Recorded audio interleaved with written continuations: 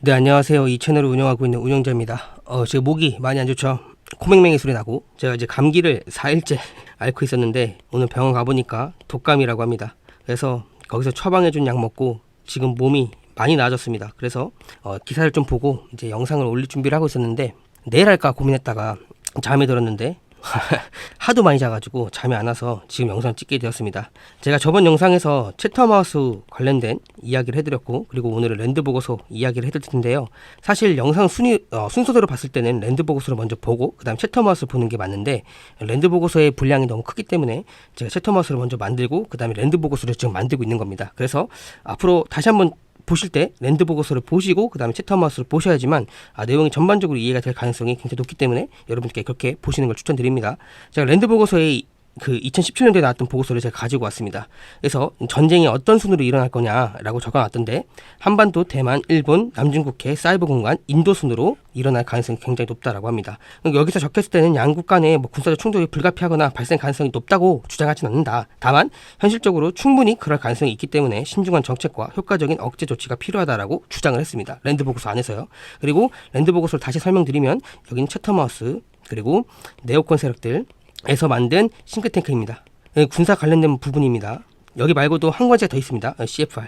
여기는 외교입니다. 그래서 이 CFR이랑 랜드 보고서에서 꾸준히 한반도 전쟁을 언급을 했습니다. 근데 CFR 내용이랑 랜드 보고서랑 크게 의미가 다르지 않기 때문에 좀 더 군사적인 내용을 다루고 있는 랜드 보고서를 가지고 온 겁니다. 그리고 랜드 보고서를 만들었을 때 가장 크게 후원했던 데가 어디냐면 록펠러, 그리고 로스차일드, 그리고 조지 소로스 단체가 후원을 한 겁니다. 그리고 제가 알기로는 짐 로저스까지도 알고 있습니다. 짐 로저스는 한반도 통일을 해야 된다라고 주장을 했고, 북한이 개방을 했을 때 돈을 넣으면 얼마나 많은 돈을 벌 수 있냐라고 주장을 했고, 한국이 앞으로 선진국이 되려면, 그리고 한국이 앞으로 더욱더 우뚝 서려면 북한이랑 통일을 해야 된다라고 주장했던 인물이 짐 로저스입니다. 그래서 이번에 이재명 정부가 이 사람을 가지고 거론을 한 겁니다. 정통성을 부여받기 위해서. 근데 사람들이 그렇게 생각하지 않고 단순하게 투자 관련된 얘기만 하고 있는데 사실 그렇지 않습니다. 이 전통성의 부여를 받기 위해서 짐 로저스를 언급한 겁니다. 자, 근데 여기서 보시게 되면 심각한 내용들이 굉장히 많습니다. 한국을 첫 번째로 뽑았던 이유가 뭐냐? 한국은 첫 번째로 아시아 갈등이 빈번하게 일어날 가능성이 높은 지역이기 때문에 뽑았다. 그리고 미중 갈등의 직접적인 원인은 아닐 수 있다. 대부분 시나리오는 중국과 점점 멀어져 가는 동맹국인 북한을 방어하기 위해서 개입할 가능성은 굉장히 낮지만 자국 이익을 위해서 개입할 가능성은 충분하다. 이게 무슨 얘기냐면 중국이랑 북한이랑 사람들이 하나로 묶습니다. 북중러. 근데 이 랜드 보고서 안에서는 2017년도에요. 북한이랑 중국이랑 멀어지고 있다라고 이야기를 합니다. 그리고 이런 기조는 꾸준히 제기가 되었고 꾸준히 일어났습니다. 이거 뭐 평양 24시 여기 탈북자들이 운영하는 여기 유튜브 사이트인데요. 여기서도 거론되고 있고, 뿐만 아니라 랜드 보고서뿐만 아니라 최신 기사들 같은 것도 보게 되면 중국이랑 멀어지고 있다는 게 확인이 되고 있습니다. 그래서 중국과 멀어지게 되고 가까워진 나라가 러시아입니다. 러시아랑 가까워지고 중국이 이것 때문에 노해서 북한한테 경제 제재를 가했습니다. 그게 무슨 얘기냐? 이 밀수 들어오는 게 있습니다. 이 밀수품들 이거 전부 다 압수를 했습니다. 언제부터? 2024년도부터 2025년도까지 꾸준히 진행을 하고 있습니다. 최근에 중국이랑 북한이랑 경제 개발하기 위해서 붙었다라고 기사가 나오고 있는데 그게 진짜 맞는지 아닌지는 잘 모르겠습니다. 맞을 수도 있겠죠. 중국이랑 북한 경제. 근데 여러분들 아셔야 될 게 이 장석택 계열 김정은입니다. 김정은 고모 부입니다. 여기를 쳤습니다. 김정은이 죽였습니다. 그래서 이때 친중 세력들 북한 내에 있던 친중 세력들 전부 다 숙청당했습니다. 그래서 중국이랑 북한이랑 사이가 좋지 않습니다. 근데 경제 개발을 하면서 지금 협력을 모의하고 있다. 그리고 최근에 나왔던 게 러시아, 그리고 중국, 그리고 북한 철도 연결한다. 이렇게 얘기가 나왔는데 잘 모르겠습니다. 이게 진짜 진행이 되는 건지 아니면 진짜 진행이 되지 않고 블러핑인지 잘 모르겠으나 제가 봤을 때는 이어지지 않을 거라고 보고 있습니다. 왜냐하면 중국이랑 러시아랑 서로 적대국이라고 규정을 해놨습니다. 그리고 최근에 중국 수뇌부에서 터진 내용이 있습니다. 여러분들이 이 내용을 이제 그 와이타임즈 여기 들어가시면 자세하게 볼 수 있는데요. 이 내용을 좀 더 제가 여기서 풀어드리면, 자, 중국이 러시아랑 협력 관계를 맺고 있었는데 러시아가 질 경우, 그리고 경제 제재로 인해서 경제가 박살날 경우 중국 내에서 어떻게 하냐? 이 러시아 땅 중에 석유가 나는 지역이 있습니다. 그 지역에 군사를 파견한다. 그리고 그 지역을 먹는다. 그래서 먹는데 어떻게 얘기를 하냐.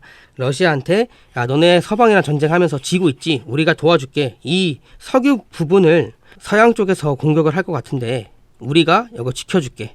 이렇게 이야기를 하면서 이 땅을 먹는 겁니다. 그럼 그 땅을 먹게 되면 러시아 영토의 3분의 1을 먹습니다. 3분의 1을 먹습니다. 이렇게 나왔기 때문에 그 푸틴이 중국을 적대국으로 지지를 한 겁니다. 이거 어떻게 터졌냐. 중국이 이번에 장유샤가 쿠데타 일으켰잖아요. 이때 내부적으로 문제가 생겨서 시진핑 라인 쪽에서 자기를 충성했던 사람들을 내친 사건이 있습니다. 제가 이 와이타임즈 내용이 며칠 전에 본 거라서 기억이 안 나는데 하여튼 내친 사건이 있어서 이거에 앙심을 품고 이 관련된 사람들이 러시아로 망명을 합니다. 그리고 러시아에 망명을 해서 시진핑이랑 그리고 공산당이 어떻게 행동할 건지에 대해서 이것을 낱낱이 보고를 합니다. 러시아한테요. 그래서 러시아가 분노를 해서 이제 중국한테 멀어지는 작업을 진행했다. 그래서 러시아랑 중국이랑 그게 나온 겁니다. 적대국. 이거 제가 텔레그램 방도 올려드렸습니다. 그리고 중국 내부에서도 러시아를 못 믿는 기조도 텔레그램에 올려드렸습니다. 그리고 최근에 이 러시아 사람들이 러시아가 중국인 노동자 100만 명을 받아들인다. 인도 대신.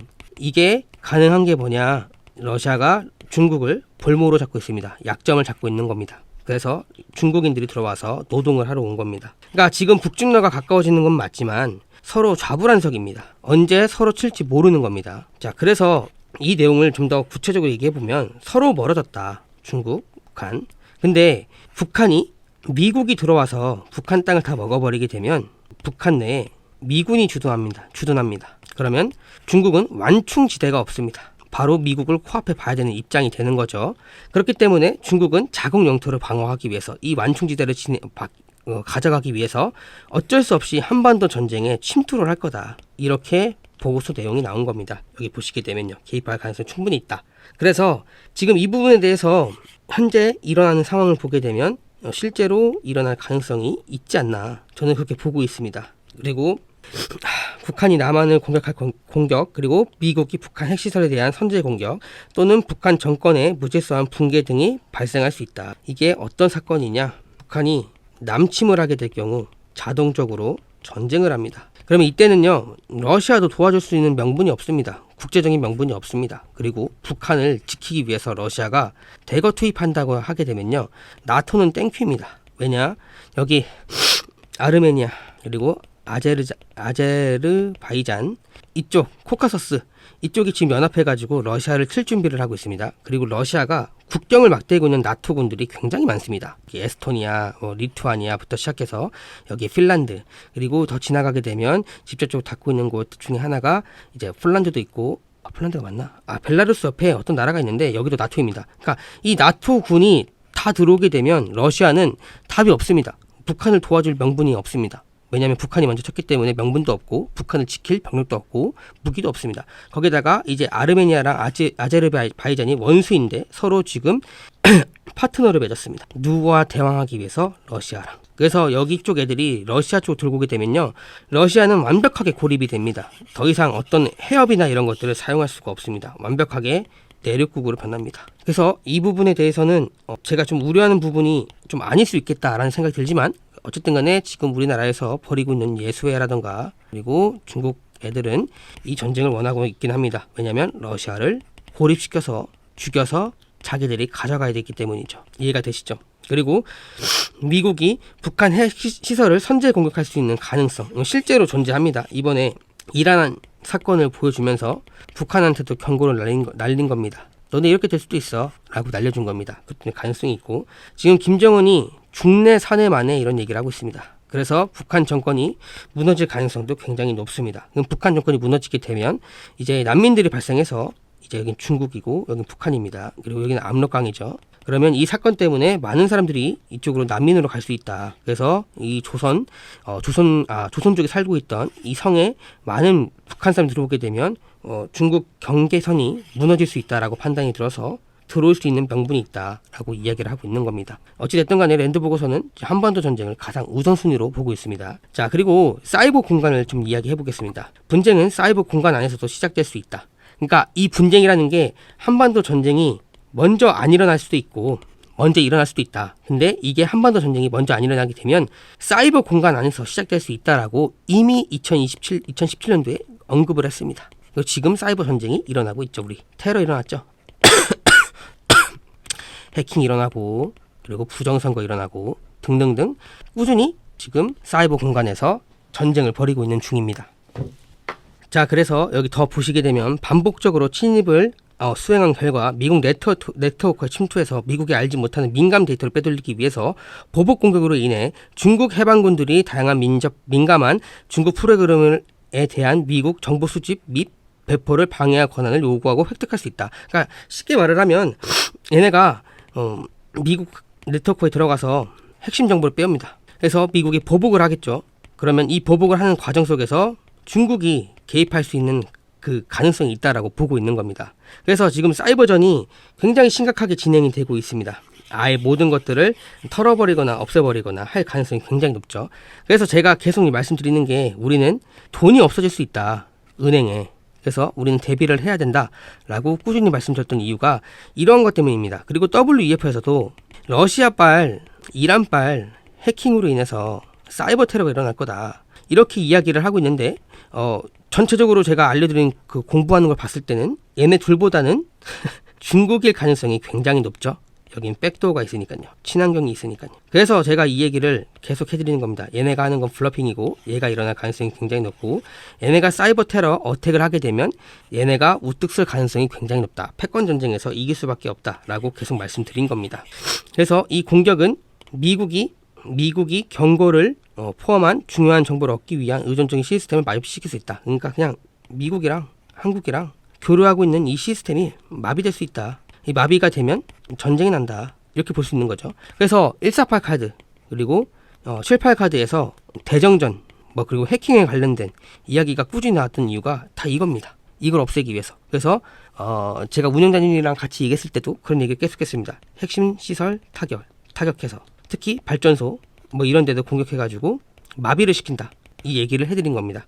자, 그리고 랜드보고서 2021년도 거 보게 되면요. 이거는 이제 미국 군인이 전쟁을 할 때 어떻게 배치를 해야 되고 그리고 미국 사람들은 어떻게 자국 내로 돌아와야 되는지 이런 것들에 대해서 다룬 내용인데요.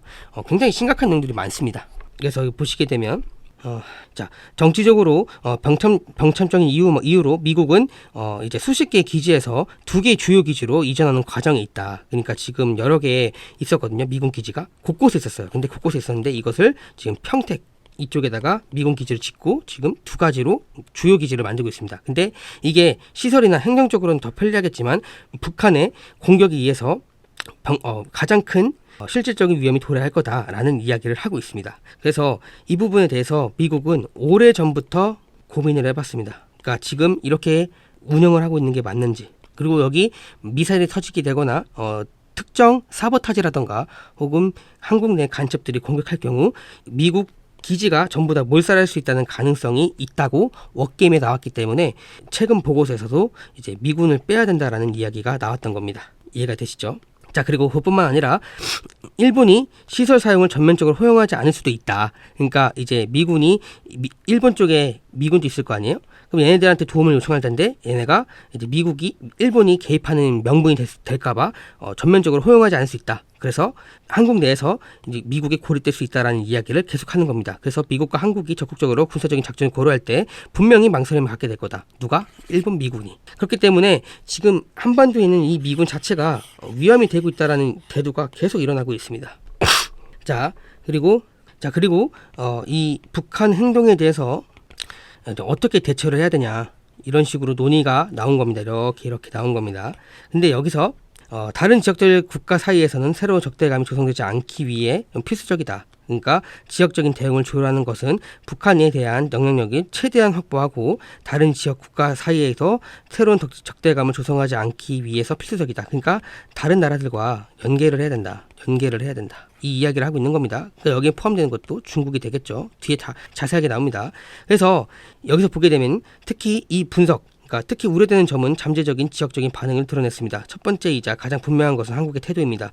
이미 일부 한국 국회의원들은 북한의 새로운 SLBM 능력에 대응하기 위해서 잠수함 미사일까지 포함하는 독자적인 핵 억지를 요구하기 시작했습니다. 그래서 한국은 수년간 전쟁 발발 시 북한 핵시설을 선제 타격하기 위한 킬체인을 개발해왔다. 그래서 이 프로그램이 계속 개발된 거, 가속화되고 있는 것으로 보인다. 근데 이게 오히려 더 북한의 핵 위협을 더 악화시킬 거다. 이런 얘기를 하고 있습니다. 그러니까 웃긴 게 뭐냐면 이스라엘은 이란에 선제 공격해서 마비를 시켰는데 한국은 이 억제 능력 갖고 있는 킬체인 이거를 하지 말아라. 북한 핵을 더 악화시킬 거다. 이런 얘기를 하고 있는 겁니다. 그래서 이런 것들을 하지 말고 주변 사람들과 주변 지역들과 우리가 연계를 해야 된다. 그래서 북한과의 전쟁을 막아야 된다. 이런 얘기를 하고 있는 겁니다. 자, 그래서 뒷부분 보게 되면 자, 한국이 이러한 식으로 핵 프로그램을 근거를 명확하게 드러내고 심화시키는 불안정을 심화시킨다. 자, 일본 또한 향상된 이지스 시스템 같은 해상 시스템을 포함한 미사일 방어 능력 강화에 대한 의지를 표명해왔다. 그러니까 미사일을 계속 만들겠다. 방어 미사일을. 근데 이러한 방향이 계속 앞으로 나가게 되면 한국, 중국, 아마도 다른 국가 간의 긴장을 악화시킬 가능성이 높다. 그러니까 일본도 무장하지 말아라. 무장하지 말아라. 이야기하고 있는 겁니다. 이해가 되시죠?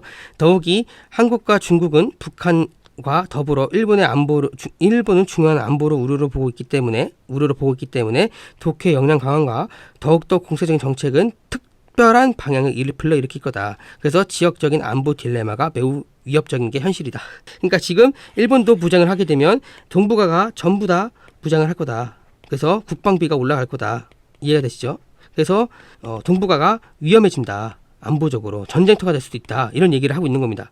자, 그래서 이러한 반응들은 서로 얽혀 지역 강대국들 사이에 복잡한 행동 패턴을 만들어낼 수 있으며 이러한 과정 속에서 아시아 밀레 전략적 맥락 극적인 영향을 미칠 수가 있다. 그래서 전쟁이 일어날 수도 있고 사보타지가 일어날 수도 있고 심각하게 테러가 일어날 수도 있다. 그리고 더욱더 국가 간에 서로 갈등을 야기할 수가 있다라고 이야기를 하고 있는 겁니다.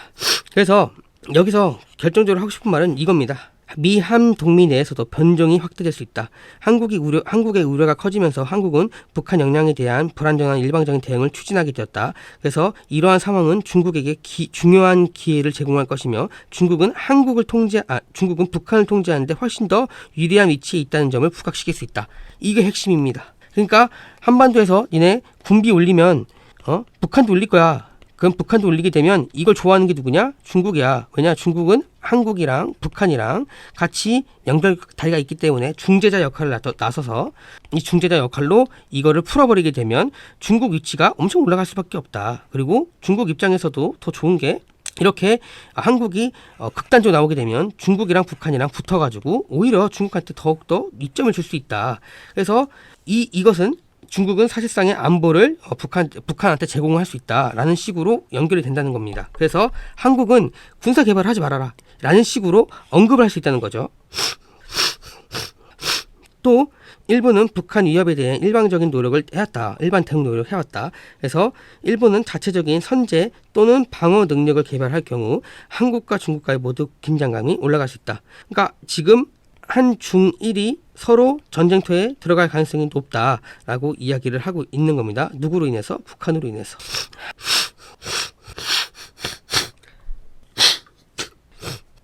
자, 만약에 이러한 상황이 오게 되면 미군에 주둔하고 있는, 그러니까 미국이 한국에 주둔하고 있는 미군 같은 경우는 병력이 상당 기간 동안에 증원 없이 전투를 수행할 수 있도록 옵션을 개발해야 된다. 그러니까 이게 전쟁이 단기전으로 끝나지 않을 거다. 그리고 장기전으로 갈 거다라는 것을 암시하는 것들을 확인할 수가 있고 더 나아가서 물자가 오지 않을 수 있다. 이해가 되시죠? 북한이랑 한반도 전쟁이 일어나게 되면 중국이 해상 통로를 다 막아버리게 되면서 물자가 더 이상 오지 않을 수 있다라는 식으로 이야기를 하고 있는 겁니다. 그래서 이로 인해서 미군의 추가 병력과 물자가 한반도에 대량으로 그리고 몇 주 몇 달 동안 도달하지 못할 수 있다. 자, 그래서 얘네가 권장하는 사항이 여러 가지가 있는데 이거 다 볼 필요가 없고 가장 중요한 것은 이것만 보면 됩니다. 미국과 북한은 양자 위기 관리 연계에 확대를 해야 된다. 이게 무슨 얘기냐면 북한을 회유하자. 그래서 경제 개발을 시키자. 그리고 시장을 열어주자. 그래서 트럼프 대통령이 2017년도 때 어떻게 했냐. 너 바티칸처럼 살 수 있게 해줄게. 혹은 네가 망명하고 싶은 나라 있으면 망명시켜줄게. 네 돈 모두 다 전부 다 해줄게. 대신에 우리 전쟁하지 말자. 이 이야기를 꺼내들었고 김정은이 오케이를 했습니다. 나 바티칸처럼 살고 싶어. 오케이를 했습니다. 근데 여기서 해방된 게 누구냐? 문재인입니다. 문재인이 뭐라고 했냐? 중국이 없으면 안 된다. 왜냐면 한반도는 계속 전쟁터가 될 수밖에 없다. 서로 문화 체제가 다르기 때문에 이걸 중재할 수 있는 가까운 나라가 필요하다. 그게 바로 중국이다. 그래서 중국이 북한 땅에 들어와서 미국, 한국, 중국이 여기를 관리를 해야 된다. 이렇게 얘기 나왔는데 김정은이 이때 대노해가지고 이걸 빠그라뜨렸습니다. 그래서 문재인이 씹새끼입니다. 여러분들 잘 아셔야 됩니다. 진짜 중요한 겁니다. 자꾸 문재인이 친미라고 얘기하시는 분들이 있는데 맞습니다. 친미적인 행동을 한 건 맞습니다. 그리고 결정적으로 사람들 전부 다 반중을 하게 된 계기가 문재인 때문입니다. 근데 이 문재인 때문에 진행됐기 때문에 친미로도 볼 수 있는 겁니다. 근데 문제는 이 문재인이 중국을 어느 정도 빨아줬다는 게 핵심입니다. 그렇기 때문에 제가 문재인을 좋아하지 않습니다. 자, 넘어가서 서울은 북한에 대한 재래식 위협, 특히 개성공원의 지역계에 배치된 대규모 포병대는 미국의 한반도 정책과 전략의 두 번째 주요 도전 과제를 제기합니다. 그러니까 문제가 된다. 이것들에 대해서. 그래서 이걸 어떻게 해야 될지 모르겠다라는 식으로 얘기하고 있는데 여기서 보게 되면 핵무기를 거의 또는 전혀 사용하지 않고 한반도 통일보다 더욱더 제한적인 목표로 전쟁은 여러 가지로 방식이 진행될 수가 있다. 그래서 여기 보시게 되면 경제 제재나 협상 무조건 복귀하거나 평화협정 체결과 같은 구체적인 정치적 목적을 달성하기 위해서 김정은은 전쟁을 일으킬 거다. 그래서 김정은 같은 경우는 쿠데타나 국내 혼란을 미연에 방지하고자 견제전, 그러니까 국지전이죠. 이걸 할 수도 있고 그리고 북한은 미국의 억지력 강화를 위한 한반도 추가 병력 배치를 결정해서 한미연합군이 침략으로 오인해서 연합군 한국 비행장에 대규모 선제 공격을 할 수 있다. 이게 전면전입니다. 이렇게 일어날 가능성도 높고 미국이나 한국이 핵 능력에 대해서 선제 공격을 할 경우 김정은은 일부 군사 지역 또는 민간 목표물에 대해서 제한적인 포격을 실시해가지고 억지력을 회복할 수 있다. 그러니까 무슨 냐면 추가적인 공격을 못하게끔 막을 거다. 그래서 이 추가적인 공격 못하게 막게 되고 협상을 통해서 유리하게 이끌어 나갈 거다. 이 얘기를 하고 있는 겁니다. 그래서 여기 지금 적혀있는 랜드 보고서 같은 경우는 북한이 서울 수도권에 제한된 목표물을 가해서 간헐적인 장거리 포격을 가하면서 적대행위가 시작되는 제한적인 시나리오를 고려해봤다. 제한적인 시나리오를 가지고 이야기를 해보고 있는 겁니다. 그래서 이 공격은 한국과 미국으로부터 양보를 이끌어내기 위한 강압적인 조치로 사용된 것으로 시나리오 짰다라고 보시면 될 것 같습니다. 미국이 핵무기가 없더라도 북한의 포병 전략에 대해서 공개 자료를 수정에 따르면 북한은 10분 만에 포격으로 서울 도심에 5,000발의 장거리 포탄을 발사하고 25,000발의 포탄을 발사할 수 있다. 그러니까 어마어마하게 미사일을 쏠 수 있다라고 이야기를 하고 있는 겁니다. 그래서 여기 보시게 되면 북한 포병의 위협, 그러니까 대한민국 취약계층이라고 하죠. 이게 놓여 있는 겁니다. 북한 미사일에 대해서. 그래서 여기 지금 제가 말씀드린 충청권들 그리고 평택 위쪽 여기는 대부분 다 북한 포병의 사거리권에 들어가게 되는 겁니다. 이해가 되시죠? 그래서 여기 자세히 보시게 되면 여기는 8km밖에 안 됩니다. 그래서 인구 시작성 인구 4만 명이 죽을 거다. 그리고 122에서 20km 91만 명이 죽을 거다. 그 다음에 여기 보시게 되면 40km 여기서는 760만 명이 죽을 거다. 그리고 240, 60km 같은 경우는 이제 120, 100, 10만, 100만, 1000만, 9천 명이 죽을 수도 있다. 그리고 여기 3000m 밖에 넘어가게 되면 총 3,254만 명이 죽을 수가 있다라고 이야기를 하고 있는 겁니다. 그러니까 북한이 전체적으로 포병을 다 쏘게 되면 이 3,254만 명이 죽을 수도 있는 위험에 있다라고 이야기를 하고 있는 겁니다. 이해가 되시죠? 그만큼 지금 북한의 포병은 엄청나게 활성화되어 있고 이거 전부 다 막기가 어렵다라고 이야기를 하고 있는 겁니다. 그래서 제가 그때도 말씀드렸다시피 우린 전쟁이 나기 전에 만약에 한국에 살 거면 충청권 이하 무조건 충청권 이하로 내려가야 되고 최고 좋은 것은 여기 경상도라고 이야기 해드렸습니다. 여기 보시게 되면 전라도 지금 개판인 거 아시죠? 홍수 나고 그 다음에 이제 오염 수질 오염이 됐는데 이거를 2년 동안 방치를 했습니다. 그 다음에 여기뿐만 아니라 이렇게 폐수가 내려오죠. 그래서 여기 지역은 전부 다 멸절할 수밖에 없는 위치에 놓여 있다라고 이야기를 해드리는 겁니다.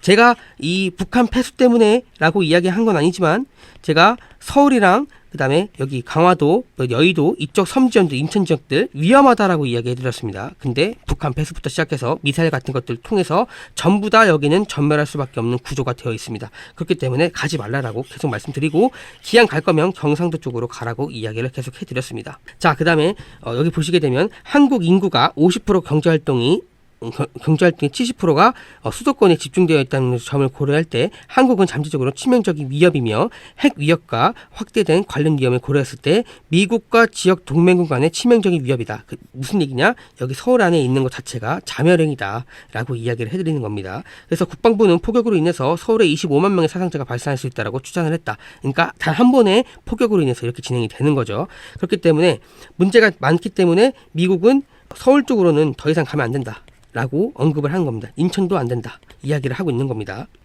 자, 발사 후 모든 미사일이 파괴된다 하더라도 북한은 이러한 발사 속도를 20일 동안 유지를 할 수 있다. 그러니까 20일 내내 공격을 퍼부을 수 있다라고 이야기를 하고 있는 겁니다. 공개 자료에 따르면 북한은 평양 원산 경계선에서 남쪽 1만 개 이상의 포병 체계를 보유하고 있기 때문에 이러한 전략은 거의 무한정적으로 추진될 수 있다. 그러니까 20일 동안 진행이 되고 있다는데 이게 만약에 북한이 연결이 돼가지고 위쪽에 포탄 받는 쪽에 여기 철도가 그대로 이어져 있다면 이건 무한적으로 발사 가능하다라고 이야기를 하고 있는 겁니다. 그래서 북한은 군사적인 위협에 대항해서 선택할 수 있는 많은 전략을 가지고 있다. 정치적, 경제적으로 민감한 목표를 공격하고 있다. 우리나라 지금 사이버 테러도 진행하고 있고 그 다음에 사보타지도 가능합니다. 지금 막 공장들 불타고 있는 것도 전부 다 사보타지입니다. 밝혀지지 않을 뿐이지 지금 엄청나게 심각한 겁니다. 그리고 삼성은 평택에 140억 달러의 규모의 반도체 공장을 건설 중인데 이 공장은 북한의 KN09 300mm 다공성 1차전 사정권 안에 있다. 평택도 위험하다라고 이야기를 하고 있는 겁니다. 그래서 여기서 평택이 날아가게 되면 그리고 LG의 파주 여기 OLG 공장이 날아가게 되면 이제 큰 위험에 도달한다. 그게 뭐냐? 전 세계 공황, 대공황이 오는 겁니다. 이해가 되시죠? 그래서 이 부분에 대해서 우리가 연구해 두시고 전쟁이 일어나게 되면 수도권 지역은 진짜 위험할 수밖에 없다라고 다시 한번 상기하시면 될 것 같습니다. 그래서 이 북한에 대해서 대응할 수 있는 방법은 두 가지 옵션을 탐색해봤다. 한국의 제한적인 공격성. 그러니까 한국은 이 북한처럼 맘대로 공격을 퍼부을 수가 없습니다. 왜냐? 전방에 다 있거든요. 북한처럼 밑에 있는 게 아니라 전방에 다 있기 때문에 전방이 개멸되면 끝나는 겁니다. 그래서 북한 장거리 포병에 대해서 공중 및 포격 공격과 공중 미사일 방어로 보완되는 반격을 작전을 해야 된다. 그리고 북한 장거리 포병이 서울을 공격할 수 있는 DMZ 북쪽 지역인 개성공항을 점령하기 위한 제한적인 지상전이 해야 된다. 지상전이 무조건 필요하다. 그래야지만 여기를 장악해야지만 포탄을 쓸 수가 없다라고 이야기를 할 수 있는 겁니다. 근데 여기서 두 가지 선택지는 모두 심각한 문제점을 안고 있다. 북한의 강압적인 포격을 저지하기 위해서는 미국과 한국군의 대응 사격 작전은 미국 전략에 따라 몇 주 또는 그 이상 소요가 될 수 있다. 장기전을 갈 수가 있다. 그동안 한국은 수만 명의 민간인이 사살될 거고 여기 화학무기도 가능하다. 그래서 수백만의 국내 실향민과 난민 그리고 상당한 경제적 손실을 입을 수가 있다. 그래서 북한의 장사정포를 파기하기 위한 지상작전은 북한 핵 위협을 중과시킬 수가 있다. 그러니까 무슨 얘기냐면 서로 주고받고 뭐 하다가 북한이 에라이 모르겠다 해서 핵을 쏘게 되면 이러한 식으로 위험이 가중될 수가 있다. 이러한 시나리오 자체가. 그래서 단기전을 끝내야 된다. 장기전을 가게 되면 북한은 핵을 쏠 수밖에 없다라는 식으로 이야기를 하고 있는 겁니다. 이해가 되시죠? 그리고 한국군은 개성공항을 점령하기 위해서 최소 2개의 군단 규모의 보병과 기계화 병력을 투입해야 된다. 2개 군단이라고 하니까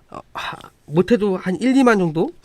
2만 정도 들어가야 됩니다. 그래서 들어가야지만 투입이 가능하다. 그래서 우리는 워게임에서 1주년과 전투에서 단 한 번의 관통을 달성하기 위해서 군단에 해당되는 병력을 파괴되는 것은 드문 일이 아니었다. 그러니까 거길 들어가게 됐을 때 군단이 파괴가 되더라. 군단이 많이 죽더라. 이는 수만 명의 사상자를 냈다. 그래서 이게 진짜 한국군의 역량이 고갈될 가능성이 굉장히 높다. 그러니까 계속 소모가 되면 될수록 한국군이 고갈될 가능성이 굉장히 높다라고 이야기를 하고 있는 겁니다. 자, 그래서 첫 번째 대응 옵션인 장기 공중 그다음 및 포병 작전 분석 결과 남한에 상당한 사상자가 발생하기 전에 북한의 장거리포가 파괴되는 것은 매우 어려울 것으로 보인다. 그러니까 북한의 장거리포를 발사하기 전에 파괴하는 것 자체가 불가능할 거라고 본다. 자, 그래서 첫 번째 대응 옵션인 장기 공중 및 포병 작전을 분석한 결과 남한 내에서 상당한 사상자를 발생하기 전에 북한의 장거리포 파괴하는 것은 매우 어려울 것으로 보인다. 그러니까 북한의 선제 공격을 할 수가 없다. 이 얘기를 하고 있는 겁니다. 어렵다고 얘기하는 겁니다. 분쟁 발생 시 이러한 장거리포는 일반적으로 지하시설에서 숨어 있다가 연합군의 화력으로 보호가 되며 사격 임무 수행 시에는 15분 내에 노출이 됩니다. 그래서 북한은 대공포 레이더 공격, 무인 항공기 UAS 통제 교란, 정밀 무기의 GPS 유도 스프링 등 이런 것들 통해서 이제 광범위하게 미국과 남한의 반격 작전을 더욱더 복잡하게 만들 수가 있다. 실제로 북한이 지금 진행하고 있는 게 GPS 교란입니다. 이거 하고 있어요. 이걸 누가 먼저 했냐? 러시아가 나토와 우크라이나가 진격할 때 이걸 통해서 방해를 해가지고 괴멸된 사건이 있습니다. 아마 러시아의 GPS 능력을 받았다면 우리나라도 굉장히 힘들 것으로 보고 있습니다. 그리고 최근에 나왔던 건데 GPS 이제 통신교란 이걸 방어하고 공격하는 이런 상황이 언제 일어났냐? 필리핀 앞바다에서 일어났습니다. 이때 누가 주도했냐? 중국입니다. 그리고 중국이랑 미국이랑 붙었는데 미국이 졌습니다. 그만큼 GPS나 해킹 능력은 지금 북한이나 러시아나 중국 쪽에서 우세하다라고 보고 있습니다. 그래서 이러한 것들이 진행되면 한국군이 굉장히 질 수도 있다. 공격하기도 어려울 수가 있다라고 이야기를 하고 있는 겁니다.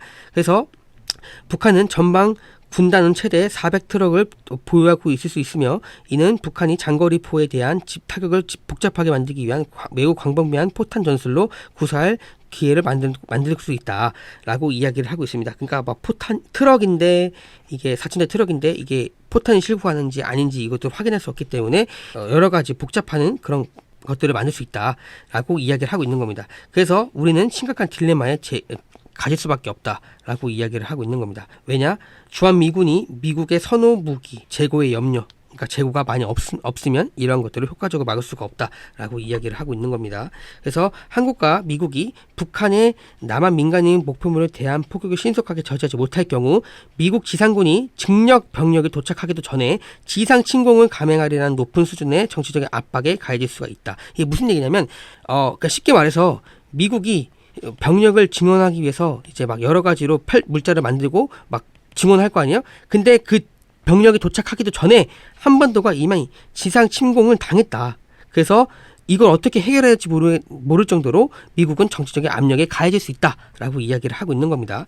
그래서 개성고지를 점령하기 위한 지상 공격은 북한이 60년 동안 준비해온 방어시설에 직면하게 될 거다. 북한은 60년 동안 땅굴을 팠죠. 그래서 그 방어시설은 벙커가 있고요. 기동 방해 장애물, 그다음 투와 막 대전차 막 이런 것들 여러 가지가 숨어 있기 때문에 이런 것들을 계속 보낼 수가 있다. 그래서 한반도 전쟁이 일어나게 되면 미국이 북한을 쉽게 이길 수는 없다.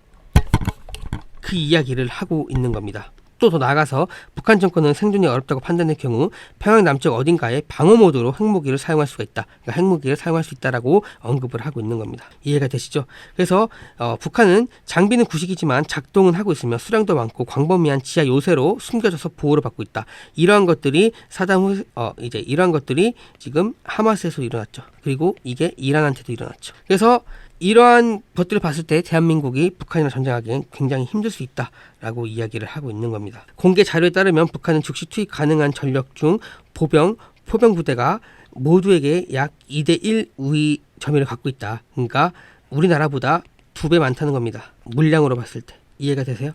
그만큼 우리나라가 엄청 심각한 위치에 와 있고 미국이 여기서 개입했을 때 이길 수가 없을 수 있다라고 이야기를 하고 있는 겁니다. 그래서 만약 전쟁이 일어나게 되면 북한 조선인민공화국, 그러니까 거기는 대부분 온전한 상태로 남아있을 것으로 추정이 된다. 이게 핵심입니다. 온전한. 이길 수가 없다. 남한은 박살나지만 북한은 온전하게 남아있을 가능성이 굉장히 높다라고 이야기를 하고 있는 겁니다. 자, 그리고 여기 보시게 되면 워게임에 참여한 세력들은 미국 개입을 통일의 전조이자 따라서 독립된 실체인 북한에 대한 실존적인 위협을 보는 경향이 있었다. 이건 볼 필요가 없고 여기서 가장 중요한 게 뭐냐면 이제 이로 인해서 그들은 안보의 궁극적인 보장인 핵무기를 사용할 거다. 북한이 아니면 핵무기를 상실하는 상황에 놓이게 될 거다.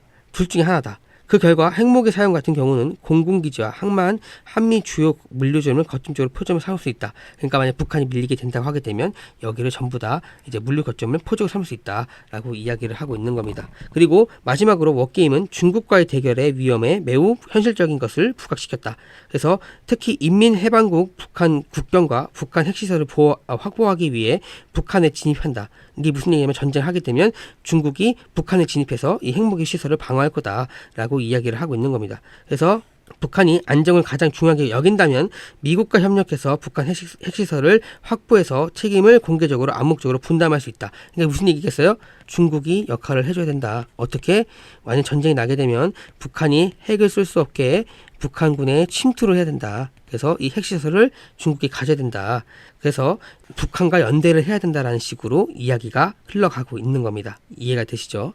자, 그래서 반대로 중국은 미국과의 북한 진입을 심각한 위협으로 간주하고 적대적인 세력으로 간주가 될 수도 있다. 그러니까 그렇게 될 수도 있지만 반대로 적으로 간주할 수도 있다라고 이야기를 하고 있는 겁니다. 그러면 또 중국, 미국이랑 전쟁이 격화가 되는 거죠. 엄청나게 전쟁이 심각하게 진행이 된다는 겁니다. 자, 그래서 미국은 중국과의 논의를 계속 지속화해야 된다. 나오죠. 중국과 화해.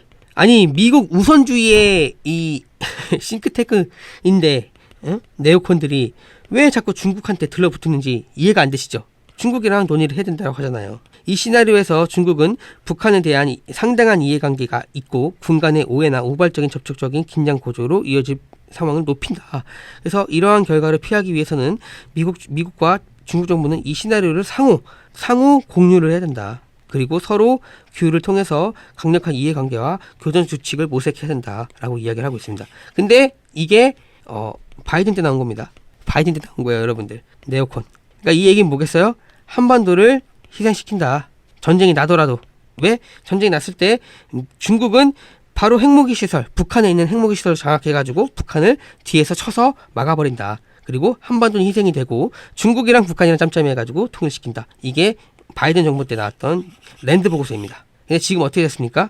미국이랑 중국 지금 관계가 안 좋죠. 그리고 오히려 중국은 지금 개박살나고 있고 경제적으로 지금 아무것도 할 수가 없습니다. 지금 제가 듣기로는 4억 명이 신용불량자고 여기서 1천만 명은 자살을 했습니다. 더 나아가서 이 4억 명 중에서 일자리가 없는 사람들이 80%입니다. 그러니까 중국은 지금 다시 앞으로 나갈 수가 없는 상황이고 그리고 중국 부동산 시장, 지방 부채까지 다 포함해가지고 제가 이거 와이타임즈에서 봤을 때 어떻게 나왔냐? 18경입니다. 지금 중국이 부동산 시장의 부채가 18경입니다. 이걸 갚을 수가 없다는 겁니다. 이해가 되시죠? 그렇기 때문에 중국이 지금 경제적으로 고립이 되고 있고 지금 숨통이 트인다 뭔다 하고 있는데 사실 제가 봤을 때는 중국은 이제 산소호흡기를 달아야 됩니다. 그리고 유럽과도 관계가 좋지 않습니다. 중국. 물론 미국도 관계가 좋지는 않습니다. 다만 미국이랑은 러우 전쟁 때문에 엮여 있는 게 있고 유럽은 지금 미국의 기술 없이는 현대적인 삶을 살 수가 없습니다.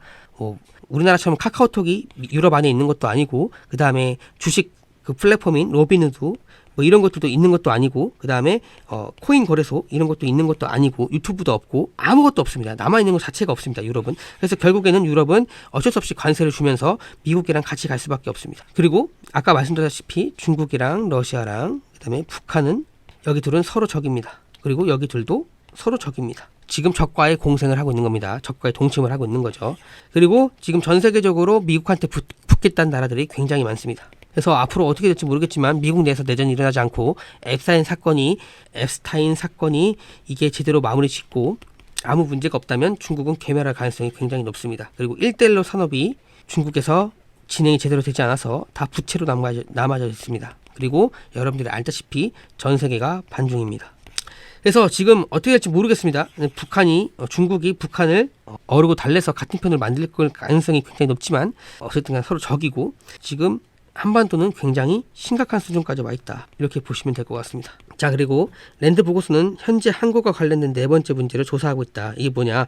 주요 전쟁 시 위기 또는 전쟁 시 비전투원 후송 작전의 문제점이 있다. 그래서 아직까지 이것은 진행 중이고 분석 중이긴 하지만 이게 명백히 굉장히 어렵다라고 이야기합니다. 특히 2,500만 명 중에 한국 국민과 100만 명이 넘는 외국인들이 거주하고 있는 서울 수도권에서 대규모 민간인이 피난하는 것은 분쟁 발발 시 군사작전을 심각하게 복잡하게 만들 것이라는 것을 평가를 하고 있다. 그러니까 지금 서울이 굉장히 교통이 안 좋습니다.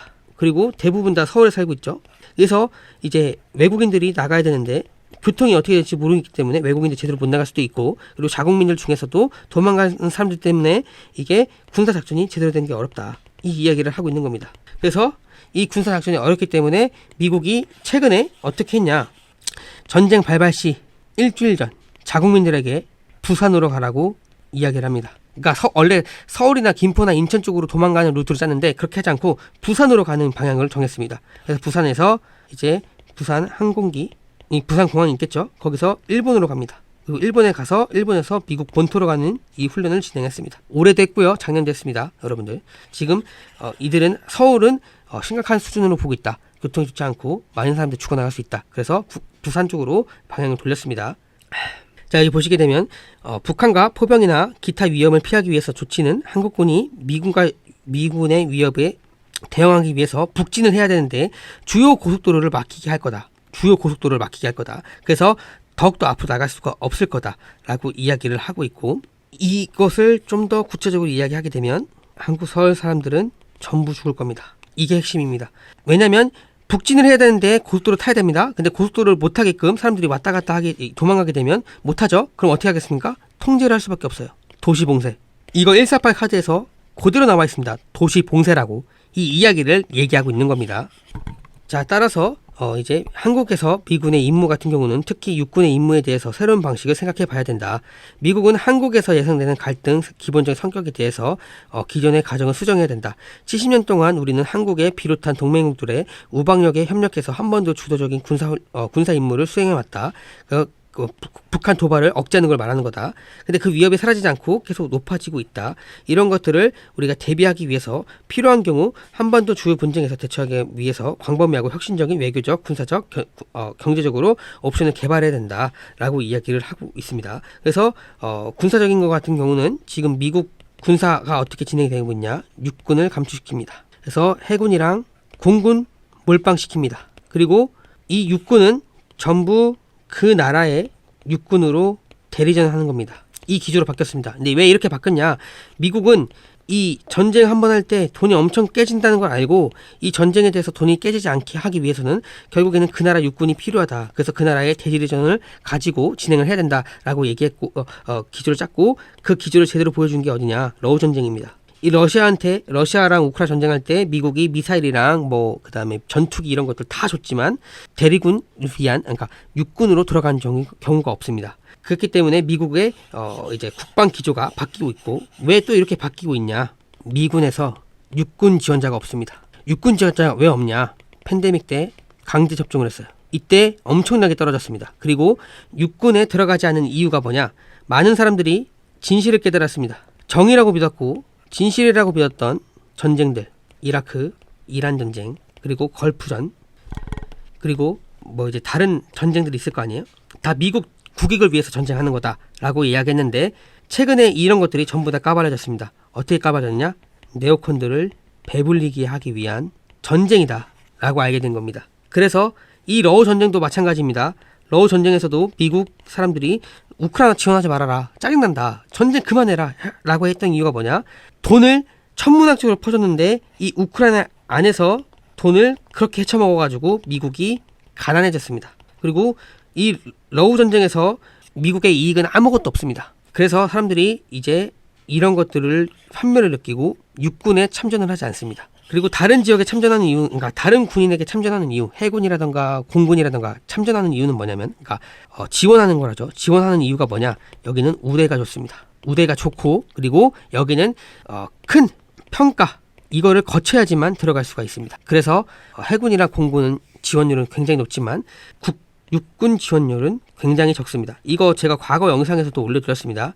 고등학교 졸업한 애들 들어갈 수 있다. 군인에게 하향 편준화 시킨 겁니다. 그리고 외국인 불법 난민자들, 너네 이 육군으로 3년 복무하면 영주권 줄게, 이렇게까지 나왔습니다. 그러니까 지금 육군을 점점점 들어가지 않고 지원하지 않는 사람들이 많기 때문에 육군을 줄이고 해군이랑 공군에게 몰빵을 넣고 있는 겁니다. 그렇다면 한반도 전쟁에서 전쟁이 나게 되면 그 대리군, 지상군은 누구일까요?